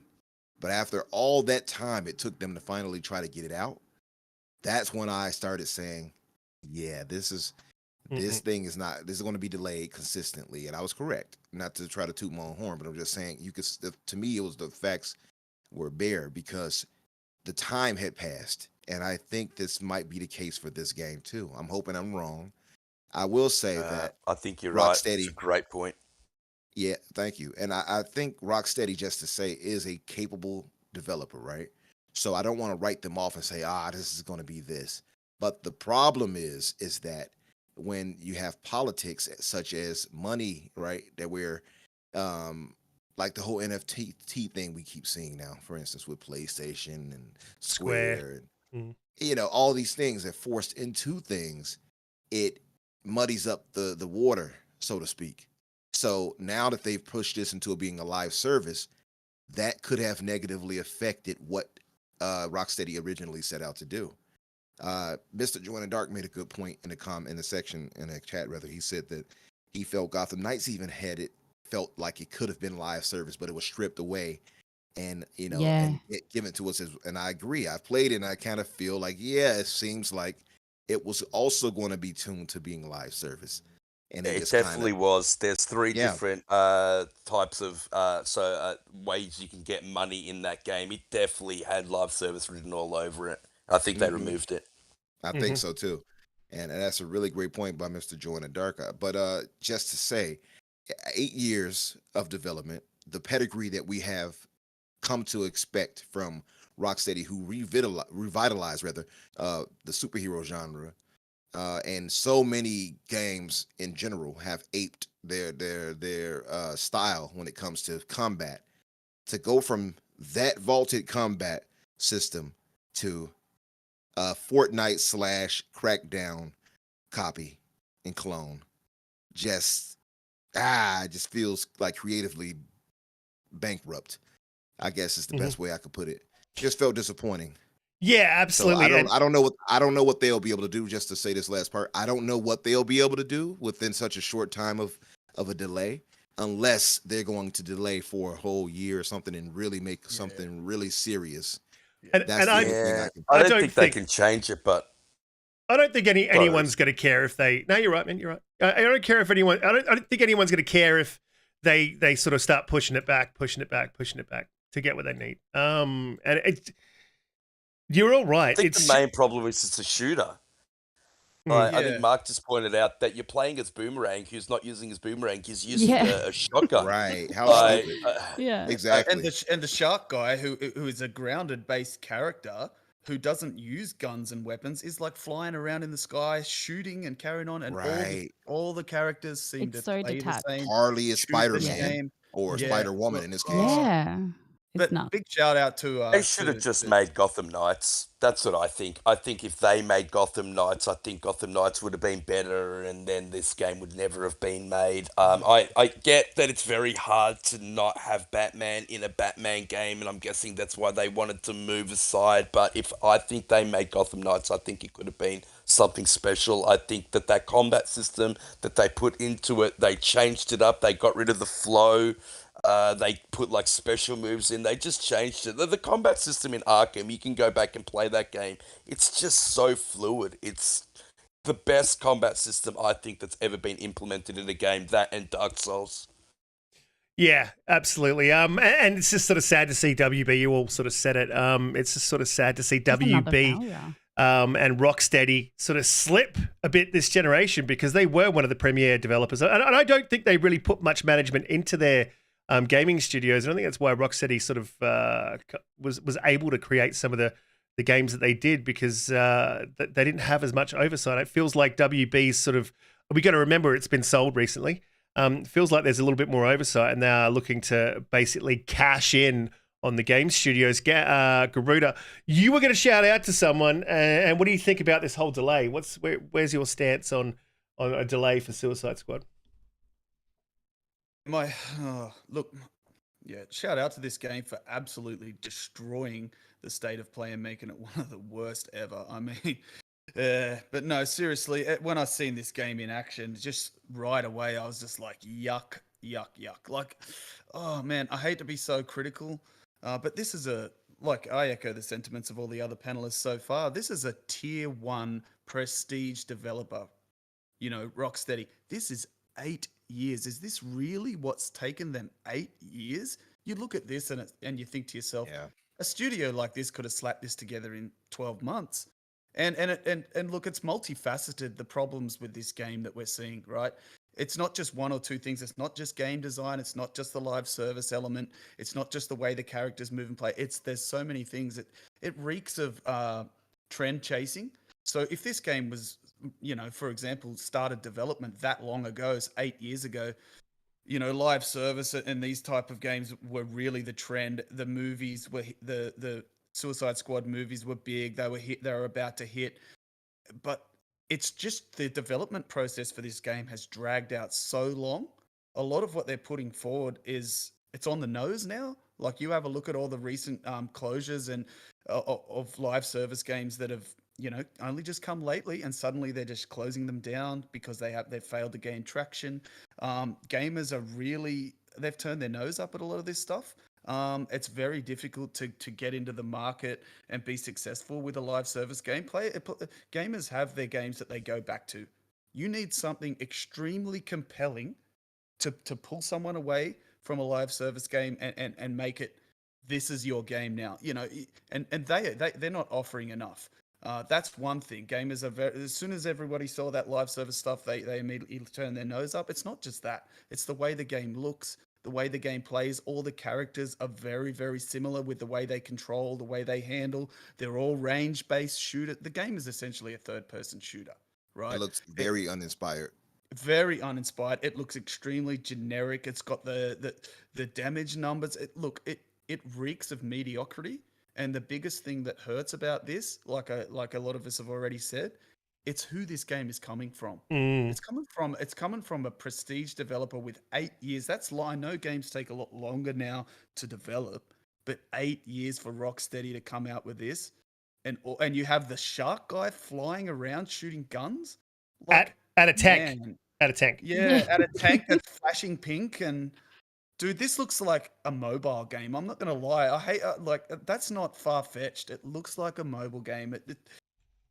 There's nothing good that I can say about this game. But like Pete said, and even Umbra and Doomy, all of you guys have said that the changes that need to be made to this game before it can have any kind of positive reception are at a fundamental level. They're not something that can be polished up in 6 or 8 months. These things are huge from the ground level changes. This game basically needs to be scrapped. Yeah, my thing just the add game's to got to be scrapped. I would scrap this game, honestly. But I don't. what can Yeah, I it's say? too much money. Yeah, they're I not know, going to do it's that. too much money, but fundamental changes need to be made. You can't just pull away the live service. They've got to go back and change the complete combat system. Like, this is massive. It's a 2-year delay, or scrap it. Yeah, agreed. Yeah, it's. I was just. But like we ahead. said, you know, Sorry. it's good. probably been contracted, and it just needs to get out. It has to look a certain way. It has to have, it must have to meet some sort of guidelines that someone else has. It reeks put in of place. publisher pressure. I can't. Yeah. I do not see that Rocksteady wanted to make this. No, I agreed. do not see that. It reeks of publisher pressure, chasing trends, chasing that live service money. But what's happened is the market's just Moved on. taken a shit, but moved on because people. It's been the live service has been exposed for pretty much what it is. It's a cash grab thing, and unless you've got a really compelling product, it doesn't work. And this is not a compelling product. I'm sorry. Absolutely. Just to add this last one thing, just to say, if you are so secure and sure of your product, would a reaction from the audience make you go and give it a delay? I don't think you would. If I'm secure and say, no, this game, we made what we wanted to make. We are satisfied with what we've done. Yep. We know that this is going to be a great game. Yep. Our audience reaction to that is not going to mean I'm going to delay this. 100%. I feel like Rocksteady would have went back to the publisher and said, "See, we told you so." Yeah. Just to the publishing pressure that you were talking about, Garuda, I think that, don't forget that they were looking to offset and sell a lot of their assets back then, WB. They were in a lot of financial pressure, and I think that's why Gotham Knights got made. It got slapped together by a third-party studio. Yes, it turned out okay, but it could have been so much better, and I think this live service is another example of that. The management at WB hasn't been good at all. No, Rocksteady as a studio, Rocksteady itself, it's been proven that over the last 8 to 10 years they've been massively mismanaged. It's a huge waste of talent, massive waste of talent, and this fan backlash, this negative reception, that it's awful. It tells you right away if this Suicide Squad game was to release on its original release date, it just would have straight up bombed, and that's terrible for a studio like this after 8 years. That's bad. That's mismanagement. Yeah, absolutely is. And I think you can track that back, as you guys are all saying, straight back to the publisher. And, maybe the same is true for Starfield. Oh, no, I'm just kidding around. The whole chat turns. The whole chat turns. And now he lost 100 more subscribers right there. Look, I absolutely don't believe that. I was just kidding. That was a joke. Feel free to clip it and make fun of it. I don't give a shit. We'll move on to the next topic because I think you guys said everything. You guys absolutely said everything. I think you're all bang on. Some amazing points there. The chat's been amazing. Welcome to Noof. How you doing, man? We will move on to the next topic, but please, guys, hit that like button, hit the subscribe button. If you are new here, we go live every Friday, 8 p.m. EST. If you're in Australia, we go live at around about 11 a.m. every Saturday. Weird. We live in the future.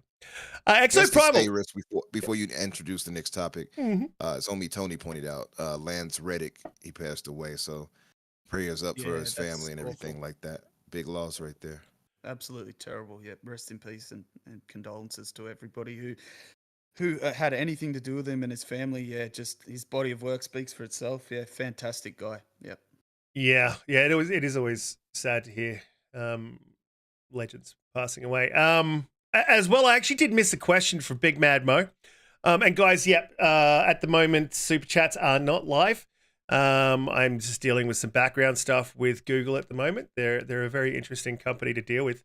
But I do have something activated, which is if you type question in your chat, it will highlight it to me, and I will ask the question. And Big Mad Mo, I do apologize, mate, that I sort of missed this one and went back to track it down. He asked, aren't all these deals being made by Microsoft going to BYOG cloud services?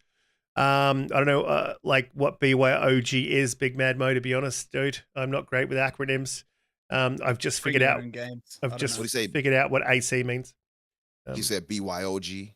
Yeah. Yeah, I think Garuda hit it on the head. I think it's bring your own games. That's what it looks like.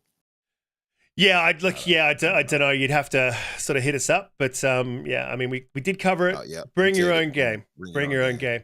Yeah, I got it. Yeah, see, I'm hip. I'm still hip. Yeah, Big Man. I know that Game Pass. I mean, Xbox is going that way, so they're looking to bring your own games. The games that you own will be available on cloud. That hasn't happened yet, but they've said that that's what they're aiming for. So. You know, whether or not they do it, you know, there's been lots of stuff they say they're going to do. I don't know if I could do. Anyway, moving on to the next topic. Just lost another 100 subscribers. ExoPrimal coming to Game Pass. Look, I haven't had a chance to actually play this. It is in beta, I believe, at the moment now. I've just got back from work, guys, so I flew in last night. And I'm super excited to play this. But then we've also got the Diablo 4 beta. So I haven't had a chance to play it, but it looks okay. Okay. It looks like it'll be something that I don't really get down with, but it's cool that it's on Game Pass. However, that said, I'm going to say that I always remember the studio and never the game. People Can Fly. They worked on Gears games. Help me out, people. It was on Game Pass. Outriders. Outriders looked like one of those games that I wouldn't play. I was like, I don't know about this, man. And then when it hit Game Pass, I was like, okay, man, I'll check it out. Pretty good, man. It's pretty good. Yeah, I'll get it and I'll play it. Have you played ExoPrimal, Garuda? What's your thoughts on it, man? Because I'm going to download it. I'm going to play it. It's on Game Pass, but I don't know if it's going to be my thing. Well, I don't think the full release is out yet. I think it's either in open beta or something like that. Yeah, I haven't played it yet. I did check out some gameplay the other day.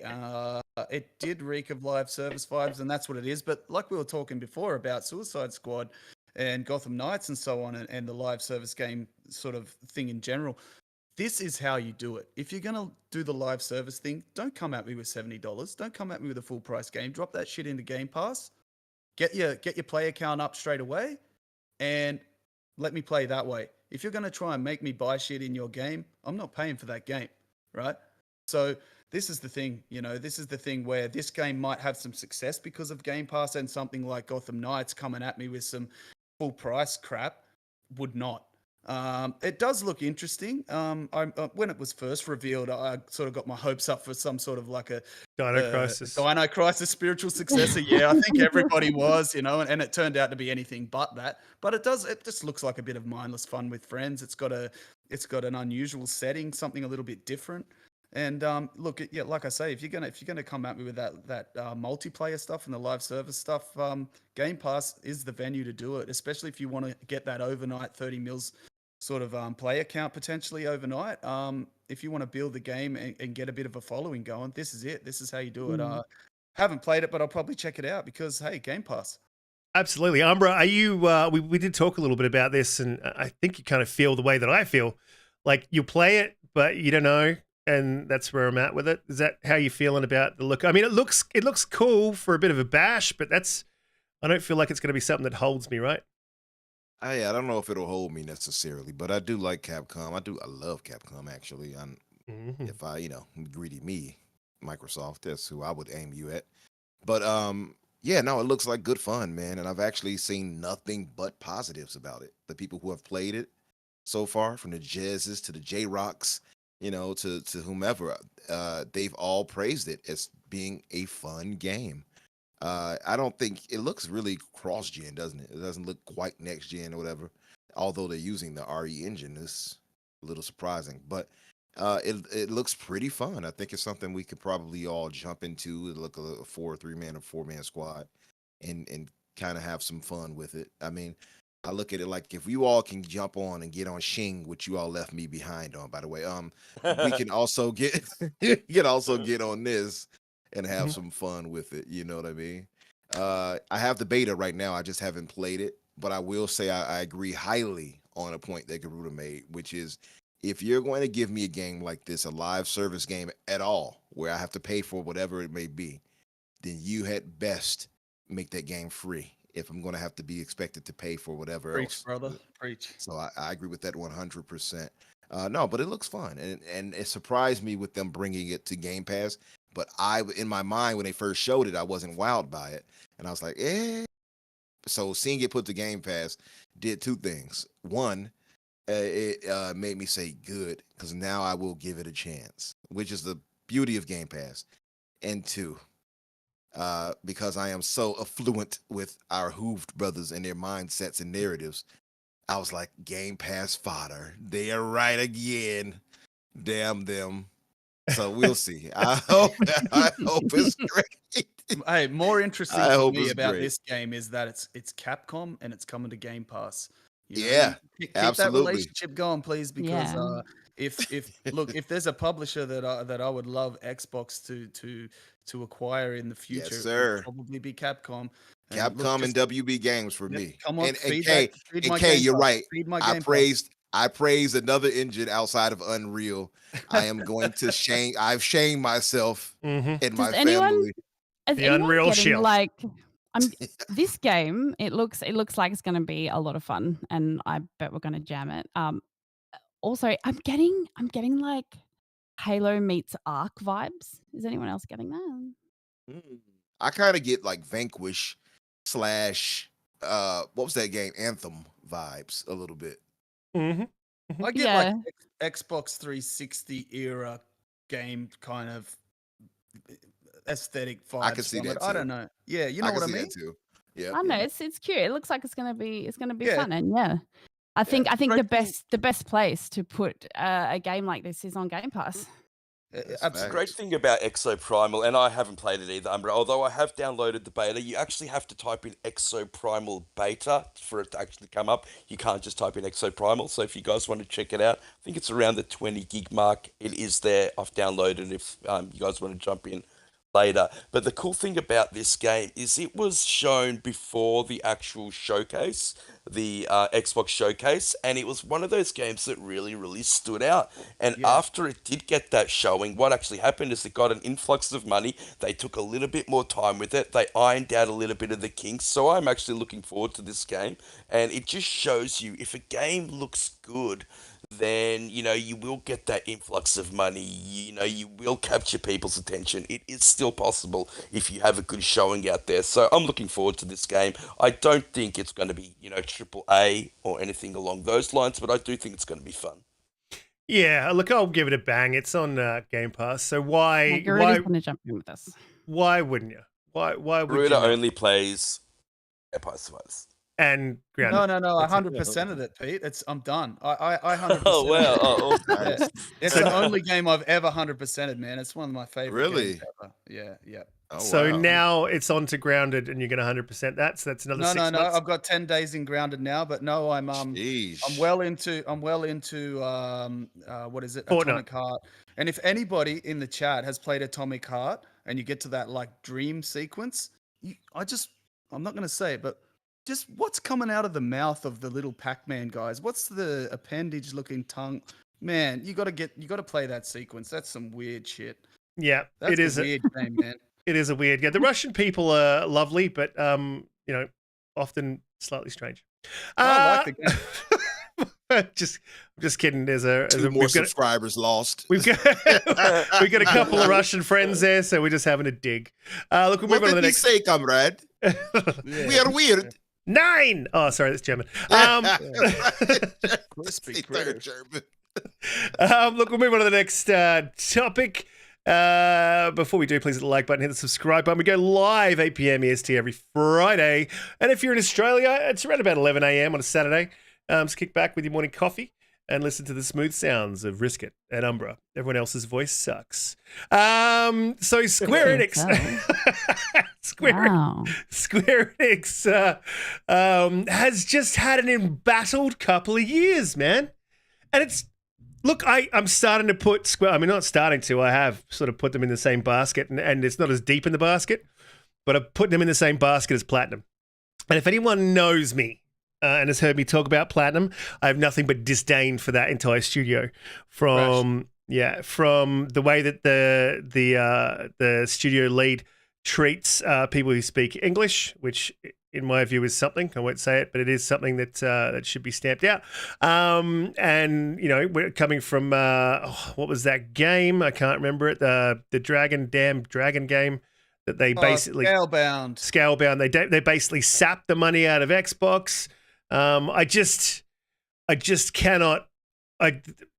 Platinum is just one of the scummiest developers. There's a laundry list. They were developing like 7 other games while they were supposed to be making Scalebound. Yeah, screwed Xbox over, man. Exactly that, and then Xbox got blamed for it. But like, there's a laundry list of shit they've done. Square Enix is starting to get to that point with me. So they've doubled down on the NFTs, which is just like, what have you not been listening? The entire community was like, no to NFTs. And you've been pushing it since day one, and you're still continuing to push it. I don't see how it could end up being a good thing. I could be wrong, but I doubt I am. It could be, an absolutely horrific thing. And the worst thing that could happen is if the NFT game catches on. So there's that coming. The recent news that they also have spent $100 million on development of Forspoken, so it makes sense to fold Luminous into their studios, which is just an absolute debacle. And there's still people out there saying Forspoken's a good game. Like, it's not a good game. It's not.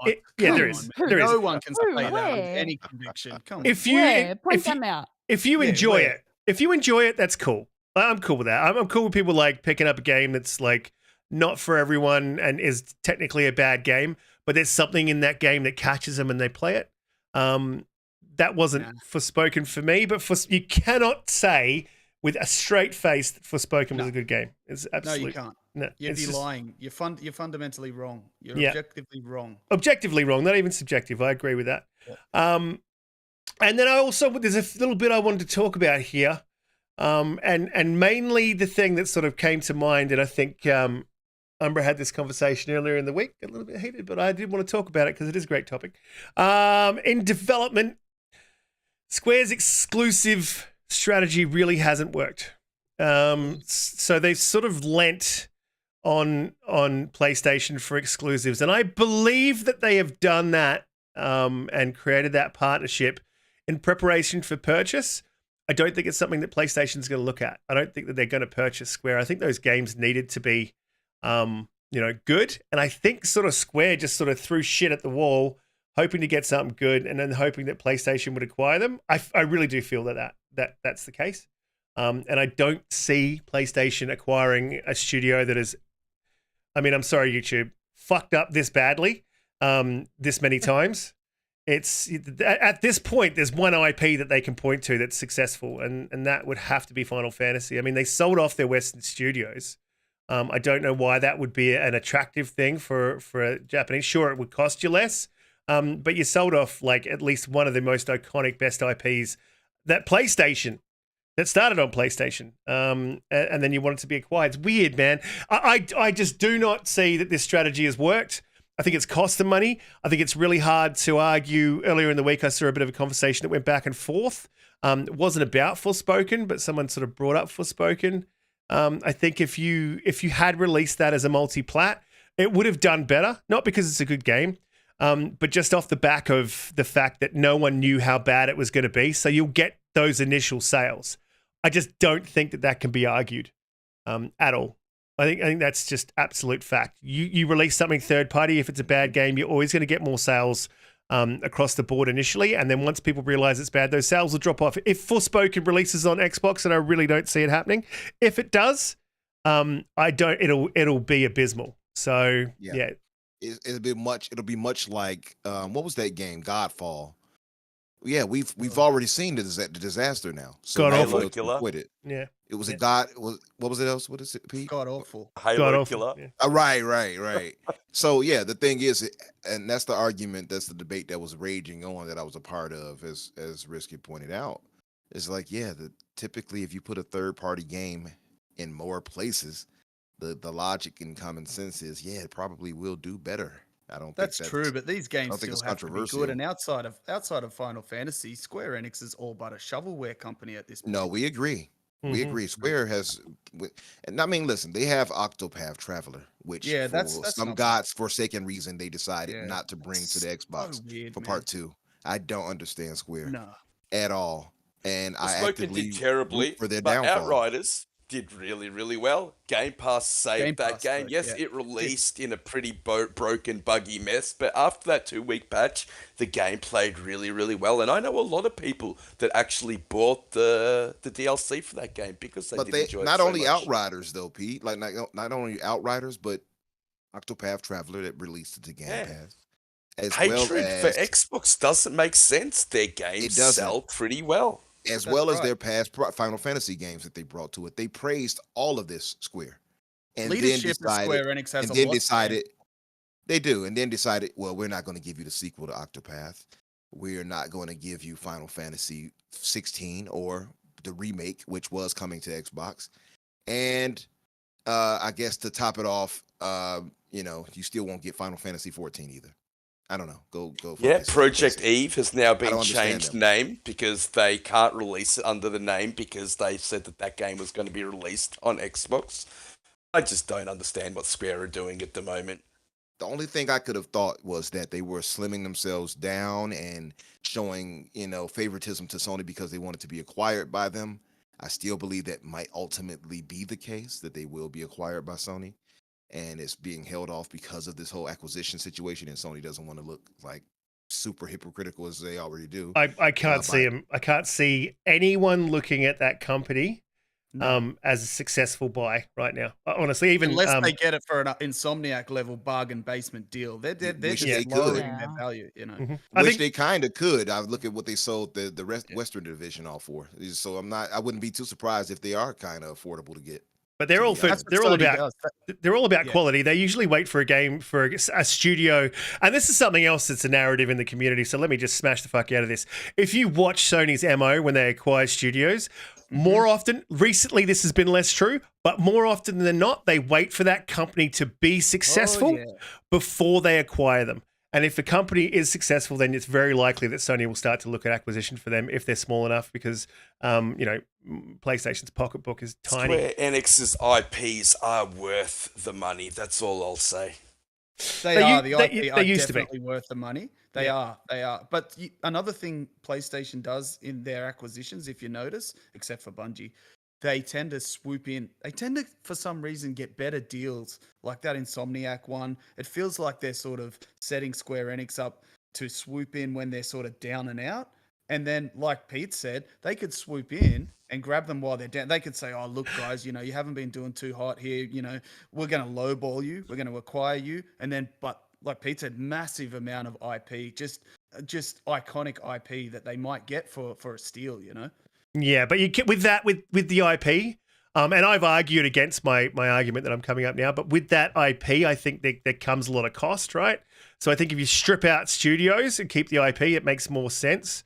When you look at Ubisoft, that's like a heavy Leviathan that's got like some valuable IPs, but the actual cost of having to manage a publisher like that, and like Square Enix, would probably outweigh the good when it comes to acquisitions for them. I just don't see anyone looking at them right now. I think in the future it's possible when they start to pull their head out of their ass and start doing some things that are beneficial for their IPs and their studios and their reputation. I do know someone who can manage that cost. I'm just saying, Yes, and that's why I think they're probably one of the most likely would be Microsoft. But I again don't see Microsoft doing it. I mean, do you want to acquire a hostile publisher under your wing? I wouldn't. Yeah, just out of spite. Funsies, just because. That would be hilarious. That would be something I would do. Yeah. Yeah, Oh, you hate me, in huh? the chat stirring up that. Well, idea. you're That's acquired. very Come work with me. You'll hate get me, sacked. huh? You'll get I sacked. own you You'll now. get sacked. good.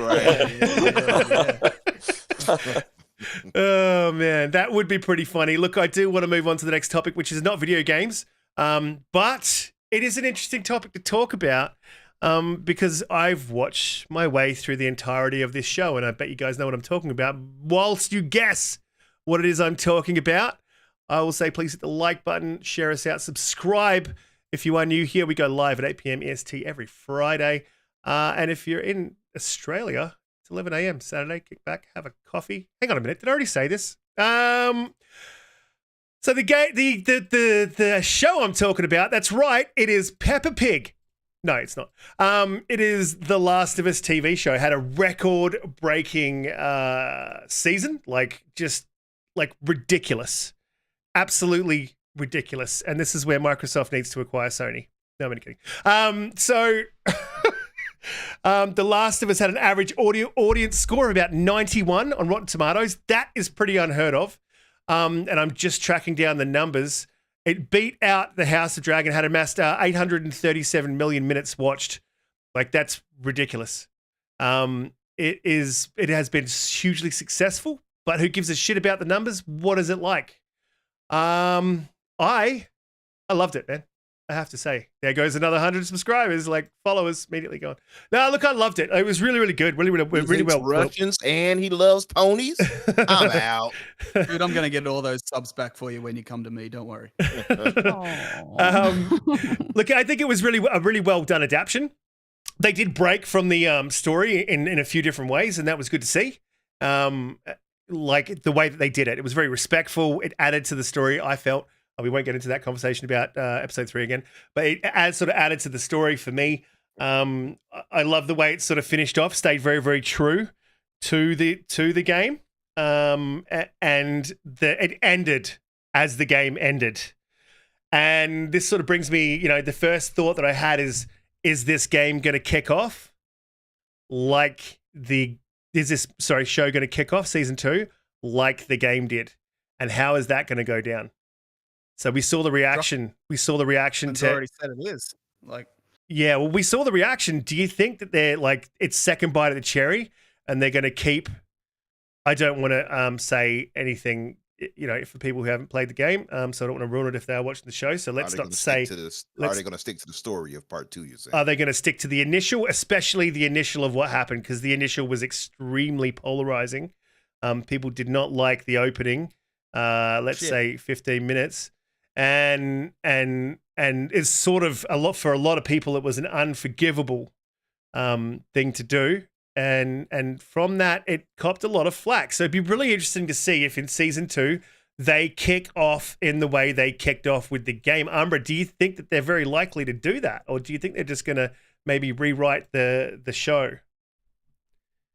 Yeah, I will say a few things. One, just to speak on a whole, how well it did and everything. I did like it overall. I thought it was overall really entertaining.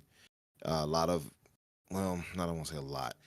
Most of it was, at least to me, an 8 out of 10 for the episodes, with 3 being the most outstanding one, I would say. I think we can all agree 3 was just the most emotional overall and kind of well acted. I think that's fair to say, even though I thought it was filler, right? Oh, God, let's not do that again. Come on. I'm not. I know I'm right about it, but I'm not going to go into it. But just to say, I think that it's overinflated, and I'm not trying to be mean about it or because it's Sony or something. But you're just a bot. Sorry. Yeah. I'm sorry. I'm going to show my internal bot points right now, but I think the thing is overrated. You look at that and you compare it to Game of Thrones. like you pointed out. You're No comparing it way. to one of the greatest shows that's ever been made. Ah, but it was compared. You gotta Hang on. understand this is a video game adaptation. No, Yeah. there are no good video game adaptations out there. But hang on, Pete. It was actually compared in That's numbers. why I said it. Yeah. That's why I mentioned it, because he mentioned that as far as the reception and things. I mean, I agree with you, Pete. I agree with you. I'm not saying I disagree. Numbers, yeah. And I say that's why I say it's overhyped, because in that I don't necessarily mean it negative. I'm sure people who watched it did enjoy it, but I think it's overhyped. You know what I mean? So it's overpraised. It's a 9, that it's a 10 out of 10. No, it's not. Not all of it. It's definitely not a 10 out of 10. It's not a masterpiece in viewing, in my honest opinion. Masterpieces that belongs to something like a Breaking Bad, that belongs to something like I'm just going to put up an accurate depiction of Umbra right now on screen, and so Umbra will see it later. I hope it's a suave, smooth man, but it's probably going to be a bot or something like that. Yeah. Umbra. Oh my days. Wait a minute, isn't that a female bot? It looks like it got a chest. No, come on. That is a massive cod piece. It's a huge cod piece. I wouldn't do that to you. Over there pop locking and percolating, all right. If that was Atomic Heart, the bot would have a third leg, bro. Okay, anyway. No, but I think it's just overhyped as far as that goes, and I think that's why it's like, the reception is this. Yeah, a lot of PlayStation fans. The one thing I've always said, and I'll stand by, is that our hooved brothers and sisters are loyal. I'm talking about anything that Sony. That's why I pointed out, Pete, about the PS5 Pro and how it will do well, no matter what anybody else says. Let's not go back there. Let's not go. Yeah, I'm just throwing it out there just to say that they are so loyal that even things that they would normally not support, Look they at the will PSVR. because of Sony. Yeah. They're like PSVR Apple is a fans. prime example. Yeah, so I guess it's just to say. But getting back to this specific overall question, you were saying, Risk, do I think? I'm sorry, could you ask that last part for me again? I forgot what I said, man. The pop locking robot threw me off. Do you think? Do you think that's in season 2 that they'll make changes to the story? In the initial, very hard to talk about. And you've got it is hard to talk about. But if you do that, then you change the entirety of the story. The whole story is going to be thrown out and rebuilt. So it's an interesting question, right, Umbra? I think, yeah, and I think it is, right. But and this is my thinking on it. Rather, if you go by season 1, it was largely a 1-to-1 conversion from the game. I don't know if that's necessarily a good thing or a bad thing. I think it's good in some ways, bad in others, because it's like, yeah, I played through this and watched this when I played it. So did I need to see that here? And I thought the game did it better overall, just being real. That's 1. 2, however, though, since it was so controversial with part 2, them going a different route, and let's say an alternative route, if that's to be fair, right? I think that would actually be much more beneficial for them if they decided to do that. So yeah, I think it would be wise of them to do that, or at least extend it. One of my issues with the first season, by the way, which many people overlooked, was how rushed it was. The pacing was incredibly fast. Yeah, it was like they covered so many parts with one episode. True. Yeah, they did. Yeah, that they should have stretched out, and unfortunately, or something that should have been 2-parters or something like that. That they just expedited right to the end. Like, skip this part, So I feel like if they better flesh that out in the second season, and deviate from, like I said, have an alternative story a bit, if you will, with the second season, and allow for, I guess, a better storytelling where everybody, the beloved characters, are all around. It's hard to concentrate. I'm trying my best to go around. I think that it would be much more beneficial for them if that is the case, personally. And I don't know why they rushed. They got with the second game. I don't know why they rushed with season 1, because I think they definitely should have fleshed it out, because we all know where it's going to lead to in season 2, and I think that they will follow the game, and I think that's going to be incredibly detrimental, because I don't think if that happens, then I can't say anything.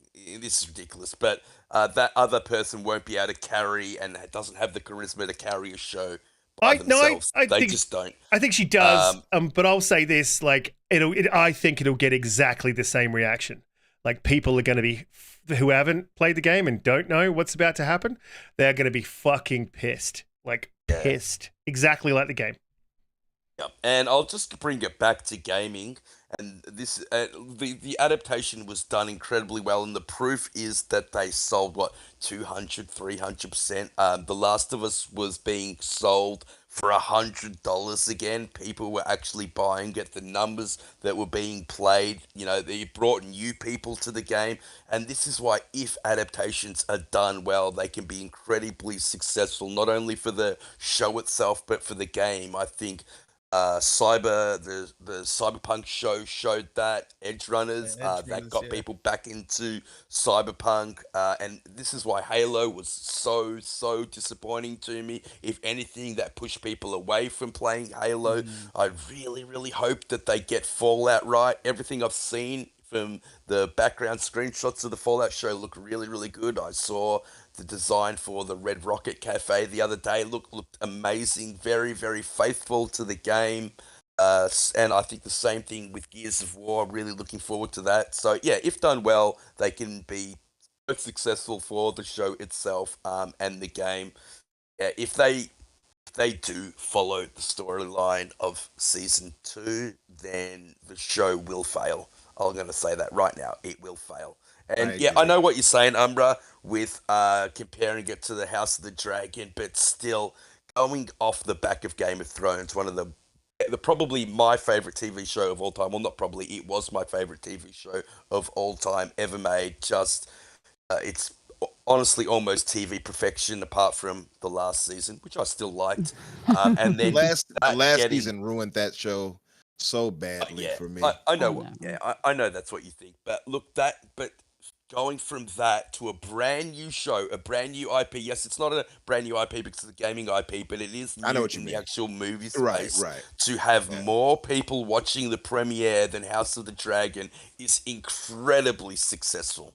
Yeah. No question. I don't challenge that. I don't challenge that it's successful. I don't challenge that it was, that it did well and all of that. I'm all for it. I'm glad it did well. I think it was a solid, interpretation.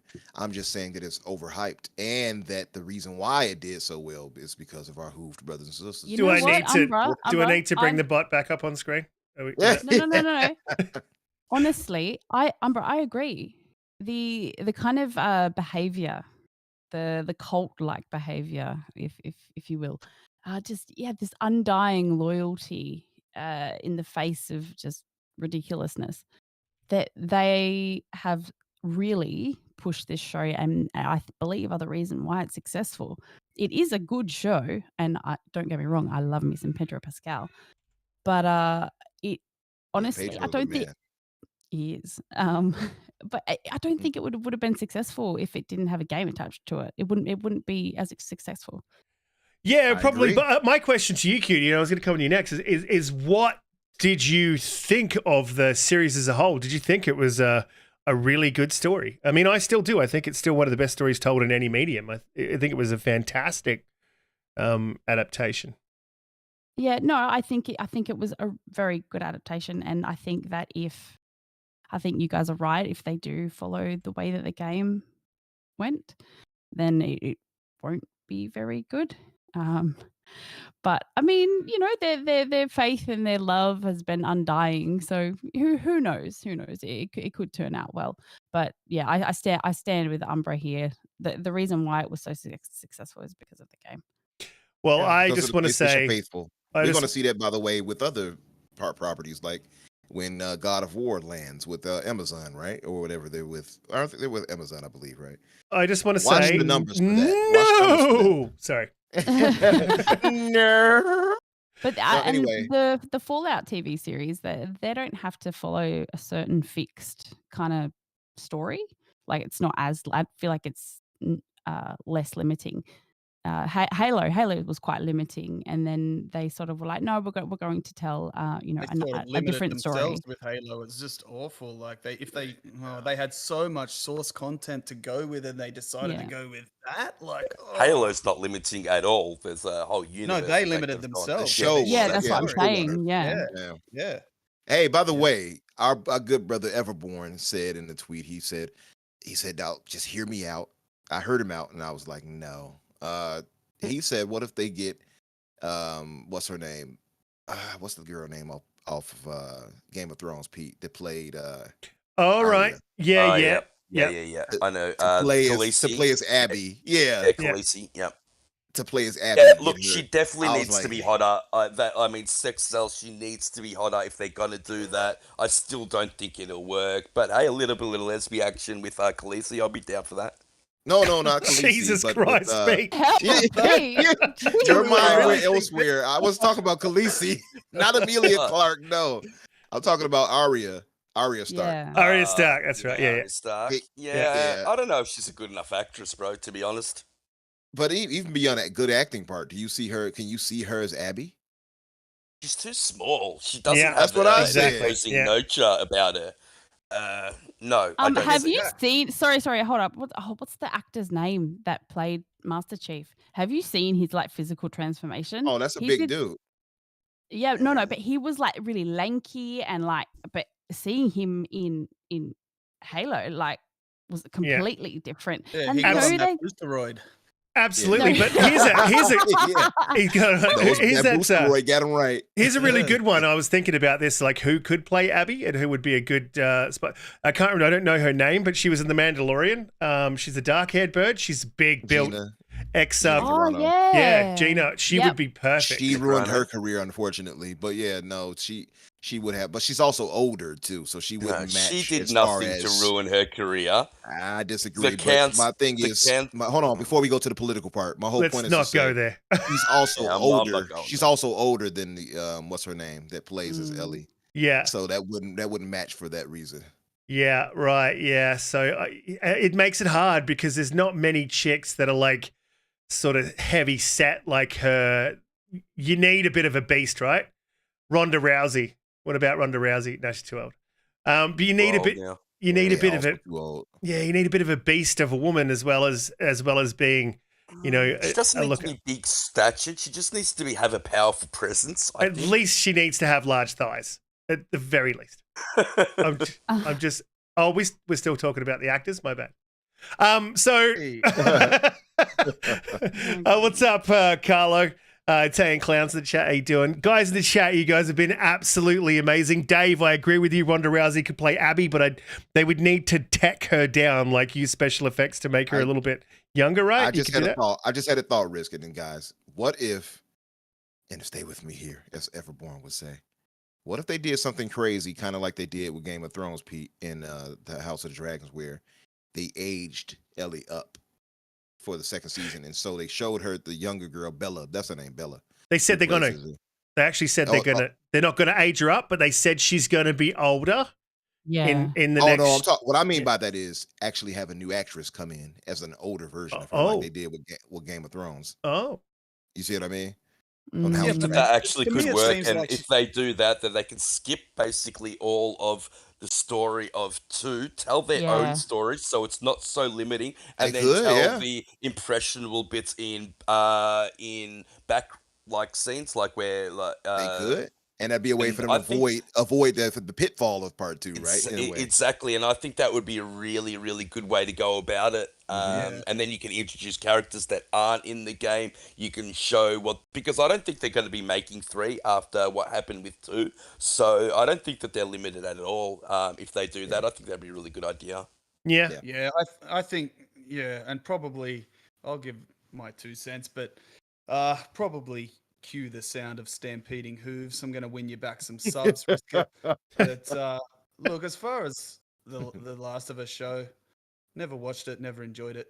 I got 2 different views on it. Look, I really think that they had a massive opportunity. Like Druckmann in particular had a huge opportunity with season 2 to right the wrongs, and let's face it, they were the wrongs of part 2, but he's a little bit on himself. Let's face it. Oh, the dude is so far up himself. He can literally taste the back of his own tongue. He's got tickets on himself, bro. So look, he's come out and he said, "I don't care what anyone thinks. We're not changing anything for season 2. So all our speculation is just that. It's just what ifs. He's got a real opportunity to turn around the negative perception. And let's face it, it is a negative perception of The Last of Us 2. And he's been stubborn about it. He's so far on himself. He's got tickets on himself. He should this is what I would look. I've got an alternative sort of view on Naughty Dog and Druckmann and the whole Last of Us thing in general. I think they should push Druckmann over to the Sony Pictures side and say, here, you love the smell of your own farts, so you just be a director now and let someone else run the Naughty Dog game studio. I'm tired of some of the silly, convoluted, sort of nose up kind of, what are we going to say? Yeah.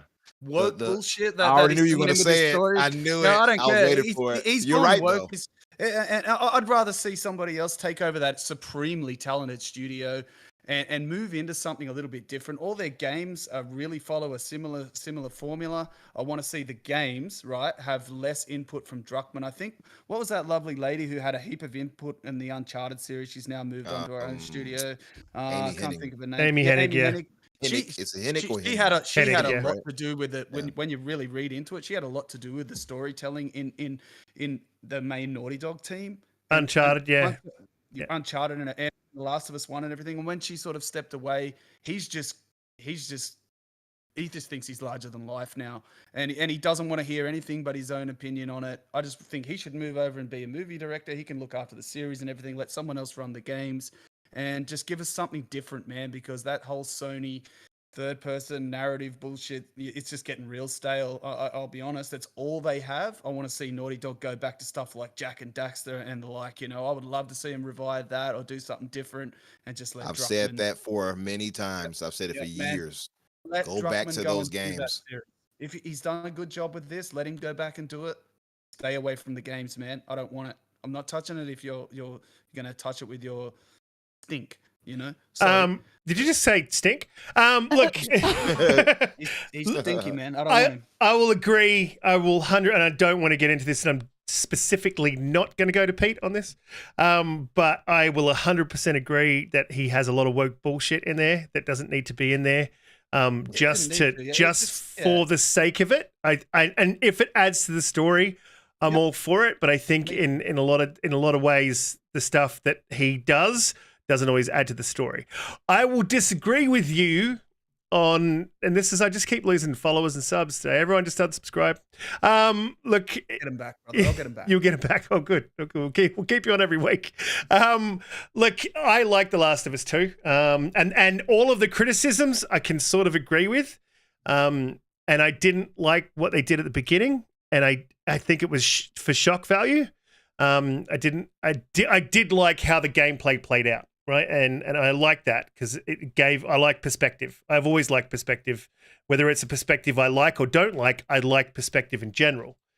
So it sort of gave me perspective on, and it achieved, I think, what it was trying to achieve in its overall messaging, which is there's really no bad guys or good guys. There's just people that do things for whatever reasons that they do things for. And that's really sort of, I think, its overarching message.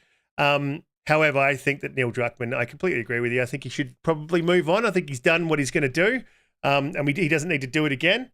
And I hate to say the thing, but I think he's a one-trick pony, and I think you'll just get another game that's very much like that. And I also think, like I said, I think the guy's so far up his ass he can taste the back of his tongue. 100%, man. Yeah, think about it this way: you've seen how 20 million gamers reacted and backlashed against The Last of Us 2 story, right? Mm-hmm. We all seen that. Majority of them just outrage. Can you imagine 150 million viewers, what they're going to think when the story changes and goes in this weird direction in season 2 if he doesn't change it? Mm-hmm. Man, the backlash is going to be insane, and he's already come out. He's dying on that hill. Yeah, I'm sorry, man. Like I said, never watched it, never enjoyed it. Don't want it. Just to say, though, with Druckmann, like, even though I hear you on that, and a lot of people don't care for the story, just story games where they don't play whatever. I would say that Druckmann does bring in a lot of money for Sony. That's why he has such leeway. So I can hear you on him wanting that, but they're not going to remove that man anytime soon. Yeah. And he got to direct the show as well. I mean, this is his baby. He's not going to change it. I agree with Garuda, but they're not going to get rid of him. I really don't think so. But if he does do it, it will fail. Yeah, I think so as well. If it is successful in season 2, let's just say, because he's already come out and said we're pivoting in a different direction with our games, which I did like the sound of. And he said that we don't have any plans for Uncharted. We don't have any plans for A Last of Us Part 3. Okay, that's good. But let's say season 2 is massively successful like season 1 of the series. Why not just make The Last of Us Part 3, but not as a game, as a series only? He can continue that and get him away from the studio. It'll be lucrative for Sony. Plus, Naughty Dog can get some of their creative, get away from some of the creative bankruptcy that I think they're heading towards. I think that'd be great. Last of Us Part 3 as a series only. I think that's a good way to put it. I think PlayStation as a whole has a bit of creative bankruptcy. But listen, we are really starting to push the lengths of the show way more than I like to. And so I'm just going to say, guys, please hit that like button, hit the subscribe button. If you're new here, share us out. We go live every Friday at 8 p.m. EST. And if you're in Australia, kick back with a Coco and your grandma. And we'll go live at 11 a.m. on Saturdays. No, there's not 2 shows. It's just a time difference. Garuda, the Intruder. It's been an absolutely fantastic show. I do love your opinions on things. I love your perspectives. And I love having you on the show, dude. We'll have to get you back very, very soon. Please let the people know where they can find you, what you'll be playing, what you're looking forward to. How's life looking? Are you starting up a YouTube channel? What's going on for you? Where can the people find you? Yeah, thanks so much for having me, Riskit. Like I said, it is probably one of, if not my favorite show. All you guys are just lovely people and have great topics every week. I love how there's a bit of back and forth discourse on this show, and you know, you don't pander to any one sort of subsect. It's it's a great show, man. And yeah, I love being on. As far as being able to find me, I'm a little bit hard to find because I'm relatively obscure still. I don't have a YouTube channel yet, but I do have plans. I've got a few really good ideas. I'm trying to sort of find my angle with it a little bit. I don't want to just jump in and go by the numbers with it. I've got a couple of unique ideas that I have heard. Into, but it is the angle of the it is the angle of the dangle that matters. It is the angle of the dangle, you know. It's not really the side. Yeah, anyway, we'll go on. But yeah, I've got a couple of good ideas. Whatever woman told you they lied. Big things coming. No, anyway, we're going off into the deep end there. Yeah, look, I am going to start my YouTube channel up very soon, but at the moment I'm Garuda_Intruder on Twitter. I've only been on Twitter for about 12 months, and I'm sort of recent into the gaming community, and yeah, I'm just loving it. And you guys have just welcomed me in with open arms, and it's just great to be a part of. So thanks for having me. Yeah, absolutely, man. We love having you, as I said. And if you do want to find any one of our guests or you want to find anyone on the panel, you guys can head down to the description, and there'll be a link taking you straight to them. And I suggest that you follow Garuda because he's an absolute champion. He's bang on with his points. And he's always got a well thought out point. Now, I don't mind people disagree with me as long as they're well thought out. Cutie, another fantastic show. Thanks for coming on. This week onto the live show. We had fun last week, but it's always much more fun when we're live. It's great having you with us again. Please let people know where they can find you, what you'd be up to, what your plans are going forward. Thanks, Riskit. And yeah, Garuda, it's always a pleasure to have you on, and more than welcome to be here. It definitely, you're in the right place. So and thank yeah, you. The feeling's mutual. Yeah, I love you guys. These are awesome. Yeah, I think we're going to see some good things from you in the future, and I look forward to them. Thank you so much for the vote of confidence. Okay, I don't think she's talking about the YouTube channel now. So can we move? You know, she's only human. Come on. You can find me on Twitter, DoomCutie _. And she's getting breathy again. Are you getting breathy again? You can find me on Twitter at DoomCutie _ sorry. Do your outro. I want to do the whole show in that voice next week. That's yeah. Sorry, Kitty. Should I do DoomCutie's voice? Yeah, I love your Kitty voice, Umbra. Please. I've been told I've been great at it. I'm just saying, I love it. You know. No, we need to hear Cutie's voice version of me. I love that as well. It was like that a New York accent. That was good. I actually enjoyed that last night. That was fun playing Halo. That was fun. Yeah. I love Sorry. how all of you are interrupting me on my outro. Yeah. I Where love Cutie, that. where can we find you and what are you up to next week? Twitter, and I'll also be streaming on Twitch tonight. So you'll see me muddle through Diablo. Hopefully I can get on because the so server wait jealous. times I'm so are jealous. just insane. Yeah, General So- Spartan said he got up to level 4 and then they booted him as well, Cutie. So Yeah. it's not stable either. So who knows? I might have to jump on and play Halo or something instead. Guys, do you know if progress carries over to the main full game or not? I don't Yeah, it think it does, though. Yes, No. it does. No, there is It does. crossplay though. There is crossplay, so that's kind of cool. You can play it Oh, with. the progression actually carries over, you're saying? No, it doesn't. No, I don't believe so. Oh, damn it. That's what would stop me because it's such a Anyway. Yeah, It's all right. You can't stay on long enough for it to actually make any like significant progress anyway. Absolutely. Pete, another fantastic show. Some heated topics, which I always really enjoy.